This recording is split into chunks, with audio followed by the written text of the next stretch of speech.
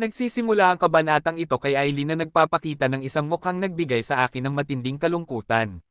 Siya ay namumula, pawisan, hingal, at tumutulo ang laway sa kanyang bibig.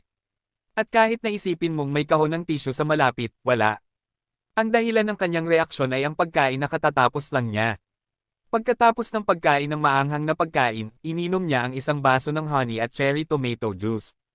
At sa wakas, sumandal siya sa pader upang magpahinga. Katatapos lang niyang kumain ng 4 o 5 plato ng maanghang na ulam na ginawa ni Sejen para sa kanya. At sinabi niya na ang pagkain ng maanghang ay mabilis na nag-aalis ng kanyang stress.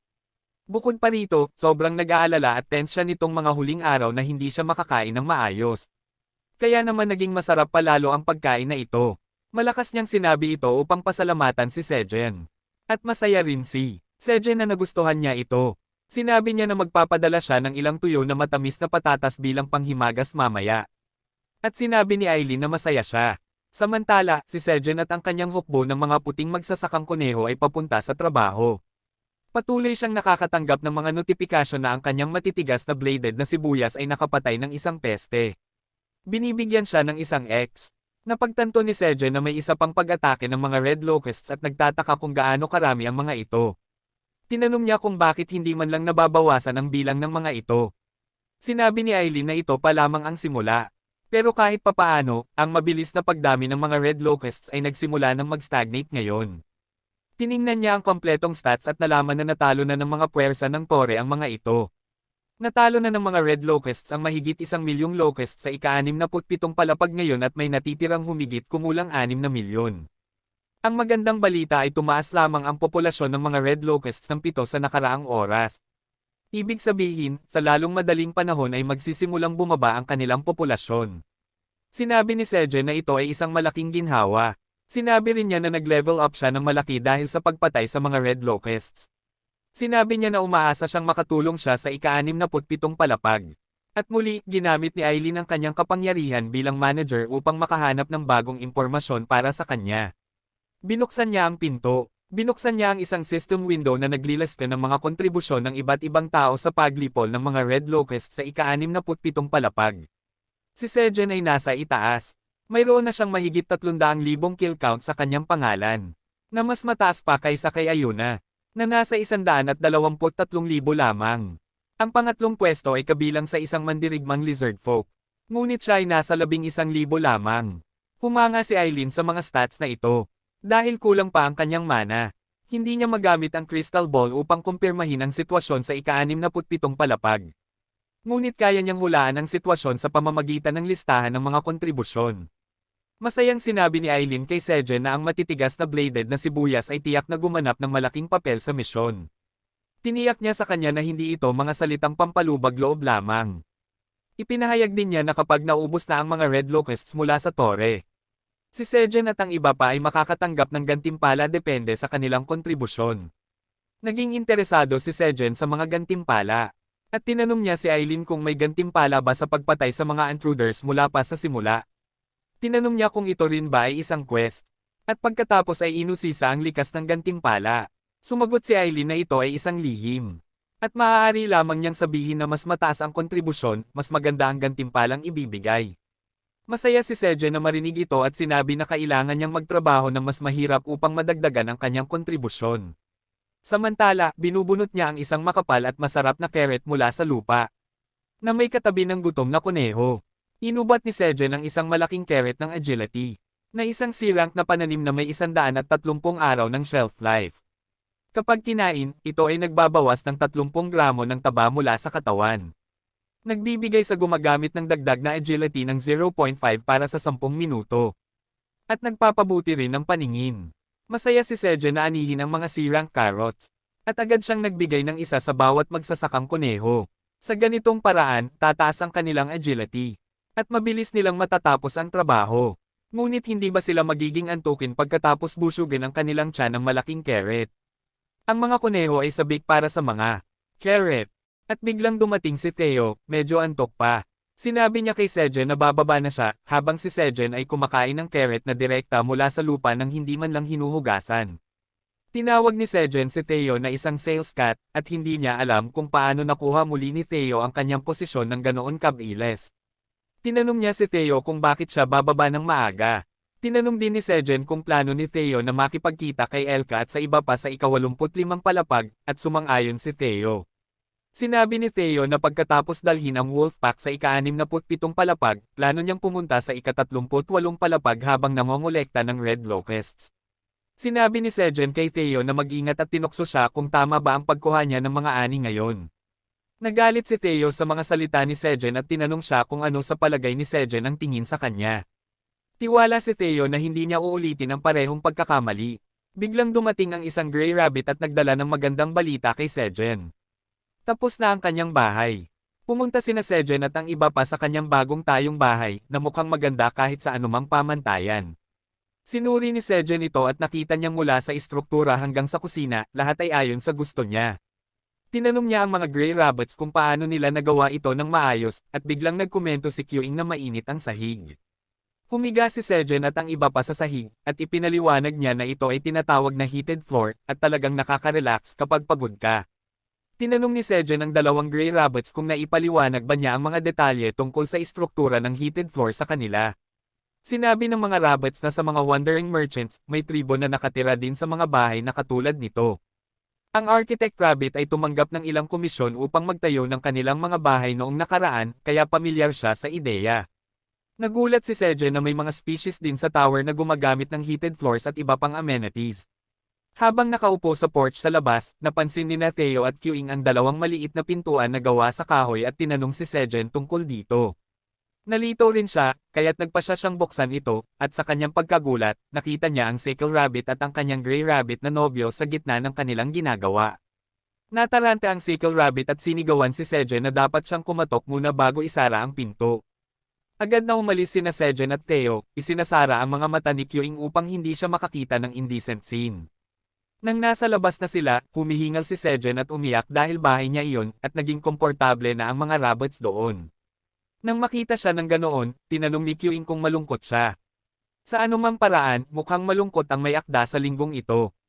Biglang dumating din ang ina ni Kyuing, at sinabi ni Sejen na huli siya ngayon. Tinanong niya kung masyado ba siyang abala sa pagpatrol nitong mga araw na ito, at sinabi ng ina ni Kyuing na magulo ang paligid nila ngayon, hawak ang isang corrupted ant. Ibinagsak niya ang katawan ng ant sa lupa, at nagulat ang lahat. Sinabi ng Mama Bear na sa tingin niya ay magiging kapaki-pakinabang ito, kaya't dinala niya ito dito. Medyo kinakabahan si Sejen, ngunit pinasalamatan niya ang Mama Bear para sa matanda at matibay na puno. Biglang tinanong ni Theo ang Mama Bear kung papunta ba siya muli sa kagubatan at humiling na isama siya. Isinama siya ng Mama Bear, sinasabing hindi magiging malungkot ang kanyang pagpunta sa kagubatan. Pinaalam ni Sejen kay Theo ang pamamaalam ng Sales Cat, at pagkatapos ay ibinalik ang kanyang atensyon sa Tree Monster. Tinanong niya kung ano ang dapat gawin sa lumang puno. Hindi alam na ito'y dating isang halimaw, sinabi ng architect na maganda ang kalidad ng kahoy, kaya maaari nilang gawing mga muebles ito. Kailangan muna nilang putulin ang puno, at agad na kumuha ng palakol ang Carpenter Rabbit upang magsimulang magtrabaho. Sinabi ni Sejen na aayusin niya ang mga bagay sa bahay habang nagtatrabaho ang mga rabbits. Humiling si Kyuing sa Carpenter Rabbit na gumawa ng kama para sa kanya gamit ang kahoy. Biglang napansin ng Carpenter Rabbit na may kumikislap sa loob ng hollow tree, at sa susunod na sandali, isang mahabang sanga ang lumabas at hinawakan siya. Habang hinigpitin ng sanga ang rabbit, sumigaw siya sa sakit, at biglang tumayo ang Tree Monster. Lumalabas na hindi ito patay kundi nagpapanggap lamang. Natatarante si Sejen sa harap ng halimaw, ngunit agad siyang kumilos upang iligtas ang rabbit. Kinuha niya ang kanyang daga at tumakbo patungo sa halimaw, at si Kyuing ay tumakbo rin ng mabilis. Nag-transform si Kyuing sa kanyang buong laki at umatake sa Tree Monster. Nakuha ni Kyuing na mapunit ang sanga na humahawak sa Grey Rabbit at pinalaya ito, ngunit agad na hinuli siya ng mga sanga ng Tree Monster. Nabigla si Kyuing, ngunit patuloy siyang lumaban sa pamamagitan ng pagkagat sa mga sanga. Galit na umungol si Kyuing sa halimaw, at sumagot naman ang Tree Monster ng nakakakilabot na sigaw. Takot na takot si Sejen sa laban, ngunit agad niyang kinontak si Eileen para humingi ng tulong. Tinanong muna ni Eileen kung ano ang ginagawa ng corrupted ant doon. Sinabi ni Sejen na hindi niya alam, at bigla na lang nagising ang puno. Tinanong niya kung paano maaalis ito. Nervously, binuklat ni Eileen ang mga pahina ng Monster Guidebook at sinabi kay Sejen na tanggalin ang carnivorous fruit sa puno upang mapatigil ito. Samantala, patuloy ang laban ni Kyuing at ng halimaw nang biglang tanungin ni Sejen ang bear cub na maging mas maliit. Sumunod si Kyuing at naging mas maliit, agad na pinalaya ang sarili mula sa pagkakahawak ng tree monster. Sa pagkakataong iyon, tumakbo si Sejen at tinusok ang kumikislap na bahagi ng puno. Sumigaw ng malakas ang halimaw habang nakatarak pa rin ang daga ni Sejen, at sinabing lahat ay nasa lugar na ito. Biglang natama ng daga ni Sejen ang carnivorous fruit sa loob at bumagsak ng patay ang halimaw. Nakahinga ng maluwag si Sejen, ngunit nagtataka pa rin kung ano ang ibig sabihin ng halimaw sa sinabing lahat ay nasa lugar na ito. Sinabi ng kanyang system window na natalo niya ang carnivorous fruit ng malaking corrupted entity at nakakuha ng 50x. Biglang hinayla ni Kyuing ang kanyang damit at tinuro ang isang bagay. Paglingon ni Sejen, nakita niya ang isang hukbo ng mas maliliit na ant monster sa harap nila. Natakot ang mga gray rabbits, at kahit si Sejen ay kinabahan sa harap ng corrupted ant small branch scouts. Pero bigla na lang, isang hukbo ng mas maliliit na halimaw na puno ang lumitaw doon. Ang mga pinasama at maliliit na mga sanga scout ay nagsimulang kumilos patungo kay Sejen, at ang kanilang dami ay sapat na para takutin siya. Natarante siya at sinabi na ang mga mananalakay na ito ay kahawig ng malaking puno mula kanina. Ngunit sa likuran niya, lumalaki at humihinga ng malalim si Kyun dahil gusto niya ang lahat ng laban. Sinabi ni Sejen sa mga kulay abong kuneho na pumasok sa kuweba at tawagin ang itim na mandirigmang kuneho, at sino man na makakalaban. Tumakbo ang mga kuneho patungo sa kuweba habang tumatakbo si Kyun pasulong. Tumalon siya ng mataas sa hangin at pagkatapos ay bumagsak sa ibabaw ng mga halimaw na sanga, na nagdudulot ng malaking crater sa lakas ng kanyang pagbagsak. Ang mga maliliit na sanga na scout ng corrupted ant na malapit sa kanya ay agad na tinangay, at pagkatapos ay sinimulang pagpira-piresuhin ni Kyun ang mga ito gamit ang kanyang matatalas na kuko at matinding lakas. Sa kabilang banda, nakikilahok din si Sejen sa aksyon, at pinalaslas niya ang kanyang punyal upang hatiin ang mga halimaw na sanga sa gitna ng madali. Ang mga halimaw na sanga ay umuungol habang namamatay, ngunit napakarami nila, at halos napalibutan na si Sejen ng mga ito. Nagtataka siya kung saan nanggaling ang mga ito nang biglang dumating ang mga reinforcement. Ang itim na mandirigmang kuneho at ang kunhong may karit ay tumakbo patungo kay Sejen. Sumigaw siya na kailangan nilang pigilan ang mga mananalakay bago makarating sa mga bukid. Ang itim na kuneho ay naglabas ng kanyang martilyo at nagpahayag na dumating na ang kanyang oras upang ipakita ng maayos ang kanyang kakayahan. Humarap siya, binabasag ang mga sanga ng corrupted ant sa isang hampas lamang ng kanyang martilyo. Namangha si Sejen sa kanyang lakas at bilis, at nagbigay ang itim na kuneho ng cool na pose sa kanya. Gayunpaman, sa sandaling iyon ay naging kampante siya, at inatake siya mula sa likuran ng isang halimaw na sanga. Ang itim na kuneho ay walang kalaban-laban. Sa sandaling iyon, nahati ang halimaw na sanga sa dalawa at pagkatapos ay sa ilang mas maliliit na piraso. Dumating ang kunhong may karit upang iligtas siya, at gumawa siya ng cool na superhero landing pose matapos wasakin ang halimaw na sanga. Sinabi niya sa kanyang kapatid na huwag maging kampante dahil delikado ito, at siya'y walang magawa kundi makinig sa kanya. Sa sandaling iyon, dumating na rin ang natitirang grupo ng mga kuneho upang lumaban. Ang lahat ay may dalang armas, ngunit ang ating matabang bata ay nagpapakulo lang ng kanyang mga buko. Sinalakay nila ang mga halimaw na sanga at pinaghahampas ng kanilang mga armas, at ang isa sa kanila ay gumagamit lamang ng kanyang mga kamao. Ngunit ginawa ng matabang kuneho ang pinakamagaling niyang gawin at kumagat ng malaki sa halimaw na sanga. Sumali rin ang mga lasong pukyutan, at magkasama, itinaboy ng mga naninirahan sa kuweba ang mga mananalakay. Nagtagumpay silang talunin at itulak ang mga halimaw na sanga, at sinabi ni Sejen sa kanila na magtiyaga pa ng kaunti dahil halos napuksan na nila ang lahat ng mga halimaw. Ang itim na kuneho ay lumingon upang tingnan siya at agad na binalaan si Sejen dahil may isang mapanganib na bagay sa likuran niya. Bago pa makalingon si Sejen, narinig niya ang isang malakas na dagendong. At nakita niya na mas marami pang mga halimaw na puno ang dumating. Sa pagkakataong ito, hindi lamang maliliit na scout na sanga ang nandito kundi mas malalaking halimaw na puno rin, at si Sejen at ang kanyang mga kaibigan ay walang magawa kundi panoorin silang papalapit. Isa sa malalaking sanga ng pinasamang corrupted ant ang umuungol. At humihiging, at ngayon ay lubos na natakot si Sejen. Alam niyang wala na silang paraan upang manalo, kaya't nagsimula siyang tumakbo palayo at sinabi sa mga kuneho na tumakbo rin. Well, ginagawa na nila ito. Gayunpaman, si Kyuing ay tumakbo patungo sa mga halimaw imbes. Inatake niya ang unang malaking halimaw na sanga na ikinagulat ni Sejen. Nagulat si Sejen. Sinabi ni Kyuing sa halimaw na huwag guluhin ang kanyang ama habang pinipigilan ito. Nalaman ni Sejen na sila'y walang pag-asa sa ganitong kalagayan dahil hindi nila kayang lumaban sa malalaking halimaw na sanga sa lakas na mayroon sila. Pumunta si Kyuing's mom sa daanan kasama si Theo, at ang mga itim na Minotaur ay masyadong malayo. Kung tatawid sila sa tigang na lupa upang makapunta sa kanila, ang bukid ay masisira na sa oras na iyon.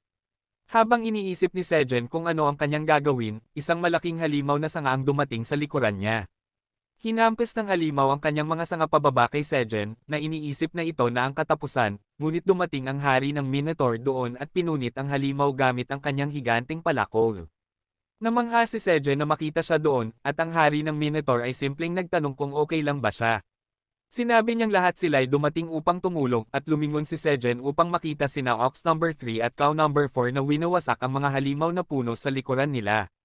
Lumingon siya sa kabilang direksyon nang marinig ang isang mababang ungol na nagmumula doon at nakita ang isang malaking pagsabog na nagtapon ng mga pira-pirasong halimaw sa lahat ng direksyon. Pati si Mama Bear ay bumalik na rin at winawasak niya ang mga halimaw na puno gamit ang kanyang mga kamay. Nagtanong kung paano nila nagawang salakayin ang kanyang teritoryo at guluhin ang mga bukid ni Sejen, sinabi niyang hindi niya sila papayagang gawin ang gusto nila. Sinabi ng hari ng Minotaur na tila sobrang galit ang pulang oso, ngunit nalilito pa rin si Sejen kung paano sila nakarating dito. Bigla siyang nakatanggap ng mensahe mula sa tagapamahala ng tore, si Eileen, na nagsabing siya ang tumawag sa lahat dito. Ipinagmamalaki ni Eileen na sinabi kay Sejen na nakumpirma niya na ang mga Ent ay paparating upang salakayin siya mula sa malayo, at agad siyang nakipag-ugnayan sa hari ng Minotaur at kay Mama Bear at pinapunta sila dito. Pinaalalahanan niya si Sejen na sinabi niyang pagkatiwalaan siya sa kaligtasan ng kanyang bukid. Masayang-masaya si Sejen na marinig iyon, at pagkatapos ay sinabi niya sa lahat ng malalakas na mandirigma na protektahan ang bukid. Sinabi niyang kapag natapos na ang laban na ito, gagawa siya ng napakasarap na pagkain para sa kanilang lahat. Ang hari ng Minotaur at ang kanyang mga kapatid ay agad na napalunok ng marinig ang pagkain, at maging ang ina ni Kyuang ay sobrang nasasabik dito.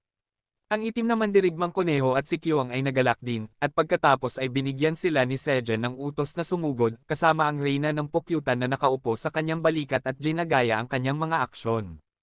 Ang mga Minotaur, ang mga kuneho, ang mga oso, ang mga pukyutan, at si Sejen mismo ay sumugod, ngunit 79% sa kanila ay ginagawa ito para sa masarap na pagkain na darating pagkatapos nito. Samantala, sa ika-67 na palapag, sina Theo at Elka ay nasa makapal na kagubatan ng mga butiki, o kung anuman ang dating makapal na kagubatan noon. Maraming bangkay ng pulang balang na nakakalat sa paligid, at mga tuyong puno ang nakatayo sa kanilang paligid. Namangha si Theo sa tanawing ito, at tinanong niya si Elka kung hindi niya sinabi na ito ay isang makapal na kagubatan. Sinabi lamang ng pinuno ng mga lobo na lahat ng lugar na dinadaanan ng mga pulang balang ay nagiging tigang na ganito. Sila ay mga halimaw na palaging gutom at hindi nag-iiwan kahit isang talon ng damo sa kanilang dinadaanan. Sabi ni Theo na nakakatakot sila, at pagkatapos ay napatingin siya sa mga pilak na lobo na tumutulong maglinis ng lugar. Tinanong niya ang mga lobo kung ano ang ginagawa nila dahil dapat lang nilang alisin ang mga pulang balang. Sinabi ni Elke na hiniling ng mga taong butiki na tulungan sila sa paglilinis ng napinsalang lupa. Dahil abala sila sa pakikipaglaban sa mga pulang balang, kulang sila sa mga tao. Tinanong lamang ni Theo kung binabayaran sila para dito, at sumagot si Elke na hindi dahil hindi naman daw ito ganun kahirap na gawain. Ngunit nagalit si Theo dito. Tinanong niya si Elke kung siya ba ay madaling mapapayag at pagkatapos ay nagmamadali siyang pumunta upang kausapin ang pinuno ng mga taong butiki. Sinabi niya kay Elke na ang kanyang ugali ay hindi uobra at sinabing sumama ito sa kanya dahil ipaglalaban niya na mabayaran ang mga pilak na lobo. Nagtataka ako kung mabuti ba ang ipinaglalaban niya ang karapatan ng mga lobo, o masama ba na nagiging masakam siya sa bawat sandali. Well, ang naglalakbay ng mga ngalakal na pusa ay agad na nakarating sa tent ng mga taong butiki, kung saan naguluhan ang isang bantay sa kanyang pagdating. Sinabi ni Theo sa kanya na tumabi dahil narito siya upang makipagkita sa kanilang pinuno. Sinabi lamang ng bantay na hindi basta-basta pwedeng pumasok ang kahit sino, at nagalit si Theo, sinabing hindi niya kaya tanggalin ang mga taong butiki.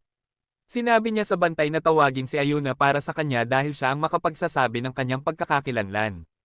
Nabigla ang bantay sa kanyang reaksyon, ngunit sinabi niyang abala talaga si Ayuna at hindi siya pwedeng makipagkita sa kahit sino. Hindi nagustuhan ni Theo ang mga salitang iyon, at sumigaw siya, sinabing may napakahalagang relasyon sila ni Ayuna. Tahimik ang buong kampo sa narinig nilang ito na maliwanag na inunawa sa ibang paraan kaysa sa ibig sabihin ni Theo. Lahat ay nakatitig sa kanya na naguguluhan, ngunit natatakot si Elke dahil wala siyang ideya kung anong problema ang ay dudulot ng mga salita ni Theo. Yan lang para sa kabanatang ito. Natahimik ang lahat ng marinig ito, at si Elke ay kabado dahil nararamdaman niyang mapapasama sila dahil kay Theo. Si Elke ay pinagpapawisan ng husto, kahit na imposible ito biologically, pero sino ba ang nakakaalam sa tower? Tinanong niya si Theo kung ano ang sinasabi nito, at sinabi ng nagtitinda ng pusa na bakit siya nagulat. Sa isipan ni Theo, may isang flowchart na nagpapakita ng relasyon nila ni Iona. Si Theo ay tauhan ni Sejen, at dahil yumuko si Iona kay Sejen, tauhan din niya ito. Iniisip ngayon ng nagtitinda ng pusa na dahil pareho silang tauhan ni Sejen, may mahalagang relasyon sila, at hindi niya alam kung bakit nag-overact ang mga tao rito. Muli siyang sumigaw na totoo na may malapit na relasyon sila. At sumuko na ang pinuno ng mga lobo, habang ang ibang mga nilalang ay nervyosong nagbubulungan tungkol dito. Biglang dumating si Iona at sumigaw kay Theo na tumigil sa pagsasabi ng mga bagay na madaling ma-misinterpret. Well, hindi pa rin naiintindihan ng pusa ang ibig niyang sabihin. Anyway, dinala ni Iona si Theo sa toldo kung saan ginaganap ang isang mahalagang pagpupulong para maghanda sa susunod na pag-atake ng Red Locust. At lahat ng kalahok ay nagulat nang makita ang isang hindi imbitadong bisita roon. Pagkatapos sabihin kay Theo na nasa mahalagang pagpupulong sila, tinanong siya ni Iona kung ano ang dahilan ng pagpunta niya roon. Tinanong niya kung tungkol ito sa pangungulekta ng pera para sa Tough Blade Green Onion. At sinabi ni Theo na hindi siya dumating doon para doon kundi para sa mga lobo. Sinabi niyang nililinis ng mga lobo ang magulong mga guho. Ngunit ang kanilang orihinal na kontrata ay tungkol lang sa paglilinis ng mga katawan ng Red Locust. Tinawag niyang sobrang bigat na trabaho ang paglilinis ng mga guho at ito ay paglabag sa kanilang kontrata. Sinabi ni Iona na wala siyang ideya tungkol dito. Ngunit dahil hindi siya umalis sa battlefield, kaya't lumingon siya sa isang lizardman na nagngangalang Toro para ipaliwanag kung ano ang nangyayari. Si Toro, ang pangunahing kinatawan ng tribo ng mga lizardmen, ay pautal-utal na nagsabi na dahil laging nasa labanan ang lahat ng lizardmen.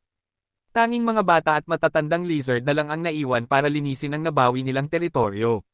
Kaya't humingi sila ng tulong sa mga lobo. Ngunit sinabi ni Theo na hindi ito pwede. Hiniling niya kay Toro na bayaran ng maayos ang mga lobo para sa extra na mahirap na trabaho. Tinanong ng pinuno ng lizardmen kung magkano ang dapat nilang ibayad para dito. At biglang naging offensive si Theo. Sumigaw siya kay Toro, tinatanong kung paano siya nagkaroon ng lakas ng loob na utusan ang kanyang mga tauhan nang hindi niya alam. Dahil dito, humingi siya ng isang tower coin bawat lobo, nakabuo ang 100 tower coins. Galit na galit si Toro nang marinig ito, at pinukpok ang mesa habang tinatawag si Theo na isang tiwaling naglalakbay na negosyante. Sinubukan ni Iona na makialam sa tensyon at pinaalala sa pinuno ng lizardmen na si Theo ay tauhan ng dakilang Black Dragon.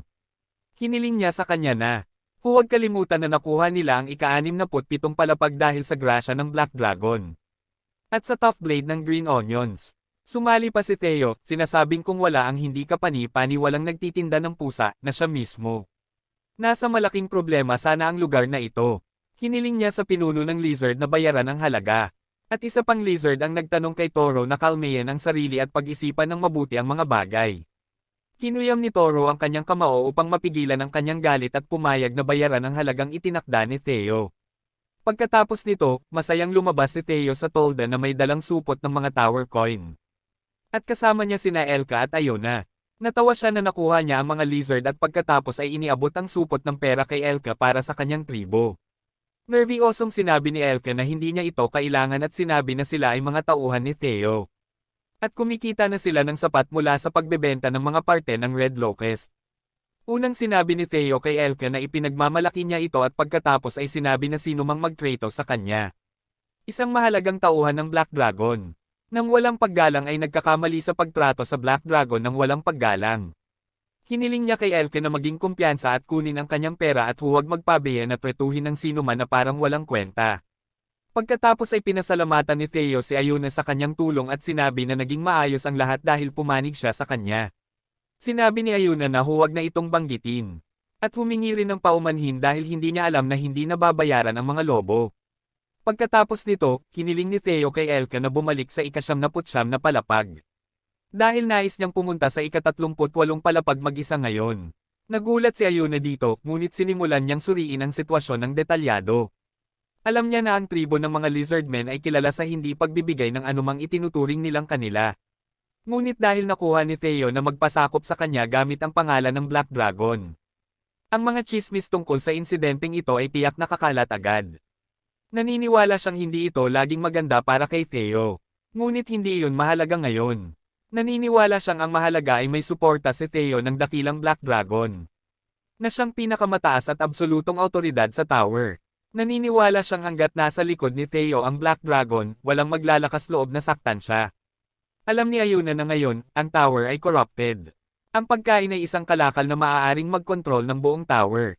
At hindi nila maaaring hayaang makontrol ito ng mga irresponsible, sakam na tao tulad ni Greed. Iniisip niyang maraming awtoridad sa tower ang magmamasid kay Theo ngayon. Kahit hindi siya aware dito. Pagkatapos, sinabi ni Theo kay Ayuna na aalis na sila at nangako na bibisita ulit sa susunod. Hiniling niya na gawin iyon, at nag-wish sila ng mabuti sa isa't isa habang umaalis ang nagtitinda ng pusa. Tiyak ni Ayuna nakakalat ang mga chismis tungkol sa ginawa ni Theo dito. At maglilikha ng mga chismis na palalakihin at palalawaken pa. Naniniwala siyang dahil dito, magiging isang malaking naglalakbay na negosyante si Theo. At maaaring iyon ang kailangan ng tower. Balik sa ika-79 na palapag, nagising si Sejen mula sa kanyang power nap dahil sa notifikasyon. Na siya ay nag-level up at umabot sa level 22. Habang bumabangon siya, na may mga madilim at malalaking bagay sa likod niya. Sinabi ni Sejen na hindi niya alam na umabot siya sa level 22 bago siya natulog. Sa paligid niya, nagdadala ng kahoy ang mga Black Minotaurs na nakuha nila. Mula sa mga katawan ng mga taunang corrupted ants. Ang ilang mga Minotaur ay pinuputol ang mga patay na puno rin. At ang mga kuneho ay nanunood lamang sa kanila habang ginagawa nila ang kanilang trabaho. Impressed si Sejen sa bilis ng progreso habang bumabangon siya. At ang tambak ng mga patay na puno sa likod niya ay patuloy na nakatataas sa kanya ng maraming beses. Sinabi niyang marami pa silang dapat linisin. At pakiramdam niya ay parang pinutol nila ang isang bundok ng kahoy. Salamat sa tulong ni Kyoang, ng kanyang ina, at ng hukbong Minotaur, nagawa nilang mapigilan ang pag-atake ng mga corrupted ants ng madali. Nakapag-level up pa si Sejen dahil sa konsiderasyon ni Kyoang. Pinatumba ng batang oso ang ilang corrupted ants para sa kanyang human dad at hiniling na tapusin ang mga ito upang makakuha ng EXP at mabilis na mag-level up. Sa ngayon, nagpaplano silang magtayo ng mga bakod gamit ang mga bangkay ng mga ant monsters sakaling magkaroon muli ng panibagong pagsalakay. Habang tumitingin si Sejen sa paligid, iniisip niya kung ang mga corrupted ants ba ang mga halimaw na naninirahan sa kanlurang gubat na minsang sinabi sa kanila ni Ox number 3. Pinagtibay ito ng Mama Bear habang ninunguyang ang isang patay na puno. Sabi niya na ang mga iyon ay hindi pumasok sa kanyang teritoryo noon, ngunit kamakailan lamang ay madalas na silang sumasalakay, at hindi niya inaasahan na makakapunta sila ng ganito kalalim. Tinanong lang ni Sejen kung masarap ba ang puno dahil mukhang enjoy siya rito. Sa tugon, humingi lang ng paumanhin ang Mama Bear, sinasabing dapat ay mas pinahusay pa niya ang kanyang trabaho sa pagbabantay sa paligid. Sabi ni Sejen sa kanya na wala siyang dapat ipag-sorry. Sinabi niya na marahil ay nabigitan siya sa pag-aalaga ng lahat mag-isa. Dagdag pa niya na dahil dumarami na ang poison beast, hihilingin niya sa pangalawa at pangatlong reyna ng mga bubuyog na tulungan siya sa pagbabantay. Nagpasalamat ang Mama Bear sa kanya para dito. Dahil dito, nagtanong si Sejen ng isa pang tanong, iniisip kung ano ang dahilan ng pagpunta ng mga corrupted ants dito. Iniisip rin niya ang sinabi ng mga corrupted ants kanina. Nagtataka siya kung ano ang ibig sabihin ng pariralang, lahat ay nasa lugar na ito. Pagkatapos nito, tumawag si Alien. Tinanong ni Sejen si Alien kung ano ang mga corrupted ants. Sinabi ni Alien ang mga corrupted ants ay isang virus. Naging mas interesado si Sejen kaya ipinaliwanag ni Alien na kahit gaano karami ang patayin mo, ang mga corrupted ants ay patuloy na dumarami at bumabalik. Sila ay mga nakakainis na nilalang na sinusubukan na i-corrupt ang anumang malakas na puno sa kanilang paligid sa lahat ng paraan. Kaya naman lahat ng malalakas na puno sa ika-79 na palapag ay kontaminado ng corrupted ants. Binasa ni Alien ang manual at sinabing sinasabi na ang mga corrupted ants ay natutulog kung wala silang target na ay corrupt. Ngunit iyon ang naguguluhan siya ngayon. Dahil wala silang dahilan para magising at salakayin ang kanyang farm ngayon. Tinanong niya si Sejen kung may alam siya, at sinubukan niya itong isipin. Iniisip niya ang cherry, tomato, at corn plants, ngunit bago pa niya maisip ng mabuti, kumulo ang kanyang tiyan. Biglang naalala ni Sejen na hindi pa sila kumakain, at nangako siya sa lahat ng isang handaan pagkatapos ng labanan. Kaya agad siyang nagsimulang magluto, nagpiprito ng isda sa loob ng kusina ng kanyang bagong bahay. At tumutulong ang pangalawang henerasyon ng kuneho sa pamamagitan ng pagluluto ng stew sa malapit. Si Chunky Rabbit, dinala ni Sejen at Kyun ang mga natapos na pagkain sa labas, kung saan ang ilang minotaur ay nag-iiho ng isda habang ang iba ay nagtitipon ng mga dahon ng green onion. Mas marami pang pagkain doon, kabilang ang crayfish, corn, sweet potatoes, at iba pang gulay. Dahil dito, nagsimulang mag-enjoy ang lahat sa pagkain. Ang mga minotaur ay pangunahing kumakain ng mga green onions, at tila nagiging malapit na si Sickle Rabbit sa kanyang kasintahan. Pinapakain ni Father Rabbit ang kanyang buntis na asawa habang ang hari ng minotaur ay labis na humanga sa masarap na honey at cherry tomato drink. Pinagmamasdan rin ni Eileen si Sejen habang kumakain. Naglalaro rin siya ng Bon-Key board. Natapos agad ang tanghalian ng ina ni Kyun, ngunit wala nang natira. Sa kabutihang palad, dumating si Elka na may dalang kariton na puno ng bangkay ng red locusts. Lubos na natuwa ang Mama Bear sa mga masarap na insekto at nagsimulang kainin ang mga ito na parang popcorn. Lahat ay maayos nang biglang marinig ni Sejen ang mga sigaw ng takot. Lumingi siya at tinanong kung may mali, at nakita ang inang kuneho na hirap manatiling nakatayo. Nanginginig siya habang sinasabi na malapit nang lumabas ang mga sanggol. Sumigaw si Sejen na huli na para pumasok sa kuweba at hiniling sa inang kuneho na pumasok sa kanyang bahay agad-agad. Kumalat ang takot sa mga iba pang kuneho at sa mga minotaur din, at hiniling ni Sejen sa lahat na kalmayan ang kanilang mga sarili kahit siya mismo ang nagpasimula ng lahat. Pagkatapos nito, ipinanganak ang isang bagong henerasyon ng mga baby rabbits, kasama ang maraming mga tiyuhin at tiyahin ng iba't ibang species na nakapalibot. Lumabas si Sejen na bitbit ang 3 baby rabbit sa kanyang mga bisig, at lahat ay sabik na pinagmamasdan ng 3 cute na kuneho. Diyan nagtatapos ang kwento. Ngayon ay mayroon na tayong pangatlong henerasyon ng mga baby rabbit sa ika-79 na palapag, at alam ang mga magulang ng mga kuneho, hindi sila mag-iisip ng family planning kahit kailan. Bukod doon, tila may malaking mangyayari kaugnay sa mga corrupted entities at sa makapangyarihang puno na hindi pa mahulaan ni Sejen. Ang chapter na ito ay nagsimula sa Red Flame Mountain sa ika-52 na palapag ng tore. Isang inaabangang rematch ang magsisimula. Ang boss ng ika-52 na palapag, ang naglalagablab na baboy ramo, ay nakatayo sa harap ng veteranong mangangaso na si Tijen, na umakyat sa tore dahil sa kapangyarihan ng kalabasa kamote ng araw. Tinutuya siya ng baboy ramo, sinasabing matagal na siyang hindi nakakakita ng tao mula sa labas ng tore. Sinasabi niya na akala niya matagal nang patay si Tijen dahil sa kanyang sumpa. Sumagot si Tijen na nagkaroon siya ng napakagandang bakasyon dahil sa kanyang sumpa. Pero ngayon ay balak na niyang bumalik sa trabaho. Sinasabi niya na parang masaya rin ang baboy ramo sa kanyang buhay dito kahit na iisa na lang ang mata nito. Tinutuya pa niya ito, sinasabing dahil sa apoy sa kanyang katawan. Amoy masarap na barbecue na siya, at gusto na niyang kainin ito agad. Nagagalit ang baboy ramo sa narinig at sumisinggal habang sinusumpa si Tijen. Sinasabi niya na pagsisisihan nito ang pagbabalik sa tore. Pinalabas niya ang kanyang kapangyarihan at hinampas ang lupa gamit ang kanyang kamao, na nagpapadala ng malakas na apoy sa lahat ng direksyon. Ngumisi lang si Tijen, sinasabing hindi nagagana ang mga ganitong trick sa kanya. Dahil mayroon na siyang kalabasa kamote ng araw. Kinuha niya ang espesyal na pananim at kinain ito ng hilaw, o baka naluto ito dahil sa init. Pagkakain ng kalabasa kamote, naramdaman ni Tijen ang enerhiya na dumadaloy sa kanyang katawan. At pinawi niya agad ang lahat ng apoy sa paligid niya. Nagulat ang baboy ramo na makita ito at tinanong kung paano niya nagawa iyon. Sa halip na sumagot, agad na sumugod si Tijen sa kanya. Ngunit agad namang sumalakay ang baboy ramo sa pamamagitan ng pagbuga ng apoy. Naigpawan ni Tijen ang unang pag-atake, ngunit nahuli siya sa sunod na apoy. Natawa ang baboy ramo, sinasabing magiging buong lutong pagkain ng tao. Ngunit pinawi ni Tijen ang apoy sa paligid niya at patuloy na tumakbo palapit. Matapang na ipinaalala niya sa boss na sinabi niya nang hindi nagagana ang kapangyarihan nito sa kanya. Nang makarating na siya ng sapat na lapit para umatake, biglang hinawakan siya ng baboy ramo gamit ang 2 braso. Idineklara nito na dudurugin niya si Tijen upang hindi na ito makakilos. Gayunpaman, sinabi ni Tijen na tila nakalimutan ng baboy ramo ang kanyang tunay na kapangyarihan dahil matagal na silang hindi nagkikita. Biglang lumitaw ang mga ball ang enerhiya sa paligid ng baboy ramo, at lumitaw ang isang magic circle sa paligid ni Tijen. Nagsimulang umikot ang mga bolang enerhiya, at napanood lang ito ng baboy ramo. Ipinaalala ng veteranong mangangaso na siya'y isang magician, at inatake niya ang baboy ramo gamit ang mga bolang enerhiya.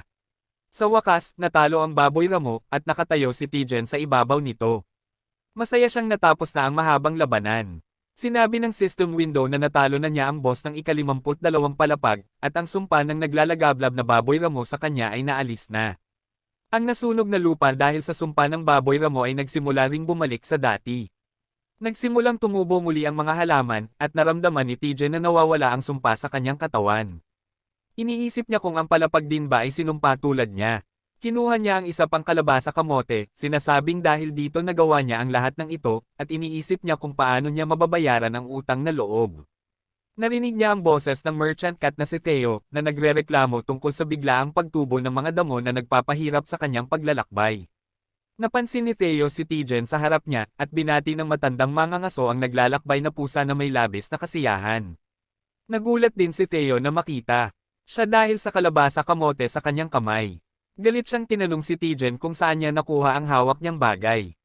Tiningnan ni Tijen ang kalabasa kamote at ikinwento kay Theo ang mahabang kwento kung paano niya nakuha ito at bakit niya ito kailangan. Nang malaman ni Theo na si Tijen ang master ni Dongshek, nagulat siya. Sinabi niya na napakagaling na disipulo ni Dongshek dahil binili niya ang kalabasa kamote para sa kanyang master. Natawa si Tijen at sumang-ayon, sinasabing ipinagmamalaki niya si Dongshek. Nagpasalamat siya kay Theo dahil siya ang nagbenta ng espesyal na pananim sa kanyang estudyante. Sinabi niya na may utang na loob siya dito na hinding-hindi niya malilimutan. Biglang naging negosyante si Theo at nagulat si Tijen nang hingi nitong bayaran na ang kanyang utang ngayon din. Sinabi ni Theo na gumawa sila ng kontrata, ngunit tumanggi ang matandang mangangaso. Sinabi niya na sa tore, ang mga kontrata ay mahalaga at ayaw niyang maipit. Nagreklamo si Theo, ipinaalala kay Tijen na sinabi niya lang na gusto niyang bayaran ang utang. Inutusan niyang maging alalay niya, ngunit tumanggi lang si Tijen. Nagmakaawa si Theo para maging alalay siya, ngunit nagmungkahi si Tijen ng kompromiso. Sinabi niyang magkaibigan na lang sila. Sinabi niya na kung may mangyari, tutuperin niya ang kahilingan ni Theo. Curious si Theo at tinanong kung tutuperin niya ang anumang hiling, at sinabi ni Tijen na gagawin niya ang anumang hiling ng kaibigan. Nagustuhan niyo ni Theo at nagmamalaki niyang sinabi sa matandang mangangaso na mayroon na siyang kailangan ipagawa sa kanya. Sinabi niyang sumunod si Tijen sa ika-38 palapag. Sa parehong oras, sa bagong bahay ni Sejen, siya ay naghahanda ng nilaga. Binuksan niya ang takip at natuklasan na mabango ang nilaga. Ang nilaga ay kumukulo na ng halos 12 oras ngayon. At sa tingin ni Sejen ay pwede na itong kainin. At isang puting kuneho sa bukid ang naniniwalang okay na ito. Ang dahilan kung bakit napakaingat ni Sejen sa bagong nilagang ito ay dahil ang pangunahing sangkap nito ay pulang balang. Nilagyan niya ng asin ang nilaga, habang maraming piraso ng nilagang pulang balang ang nakahain na sa mga plato. Nakita ni Sejen na tinatamasa ng mga halimaw sa tore ang karne ng pulang balang kamakailan lang. Kaya't siya ay nagka-interes din sa lasa nito. Kahit na siya ay nahihirapan pa rin sa ideya ng pagkain ng mga insekto. Iniisip niya na ito ay isang pinagmumulan ng protina. At mapagkakatiwalaan niya ang mga panlasa ng kanyang mga kaibigan sa tore. Kaya't inilagay niya ang nilagang karne ng pulang balang sa nilaga upang subukan ito. At sa paggawa nito, siya ang naging unang tao sa tore na nagluto ng pulang balang. Na nagtaas ng antas ng kanyang kakayahan sa pagluluto. Nagulat si Sejen na wala pang nakapagluto ng pulang balang sa tore. Tiningnan niya ang malaking mangkok sa harapan niya, na may isang malaking piraso ng pulang balang sa gitna ng sopas.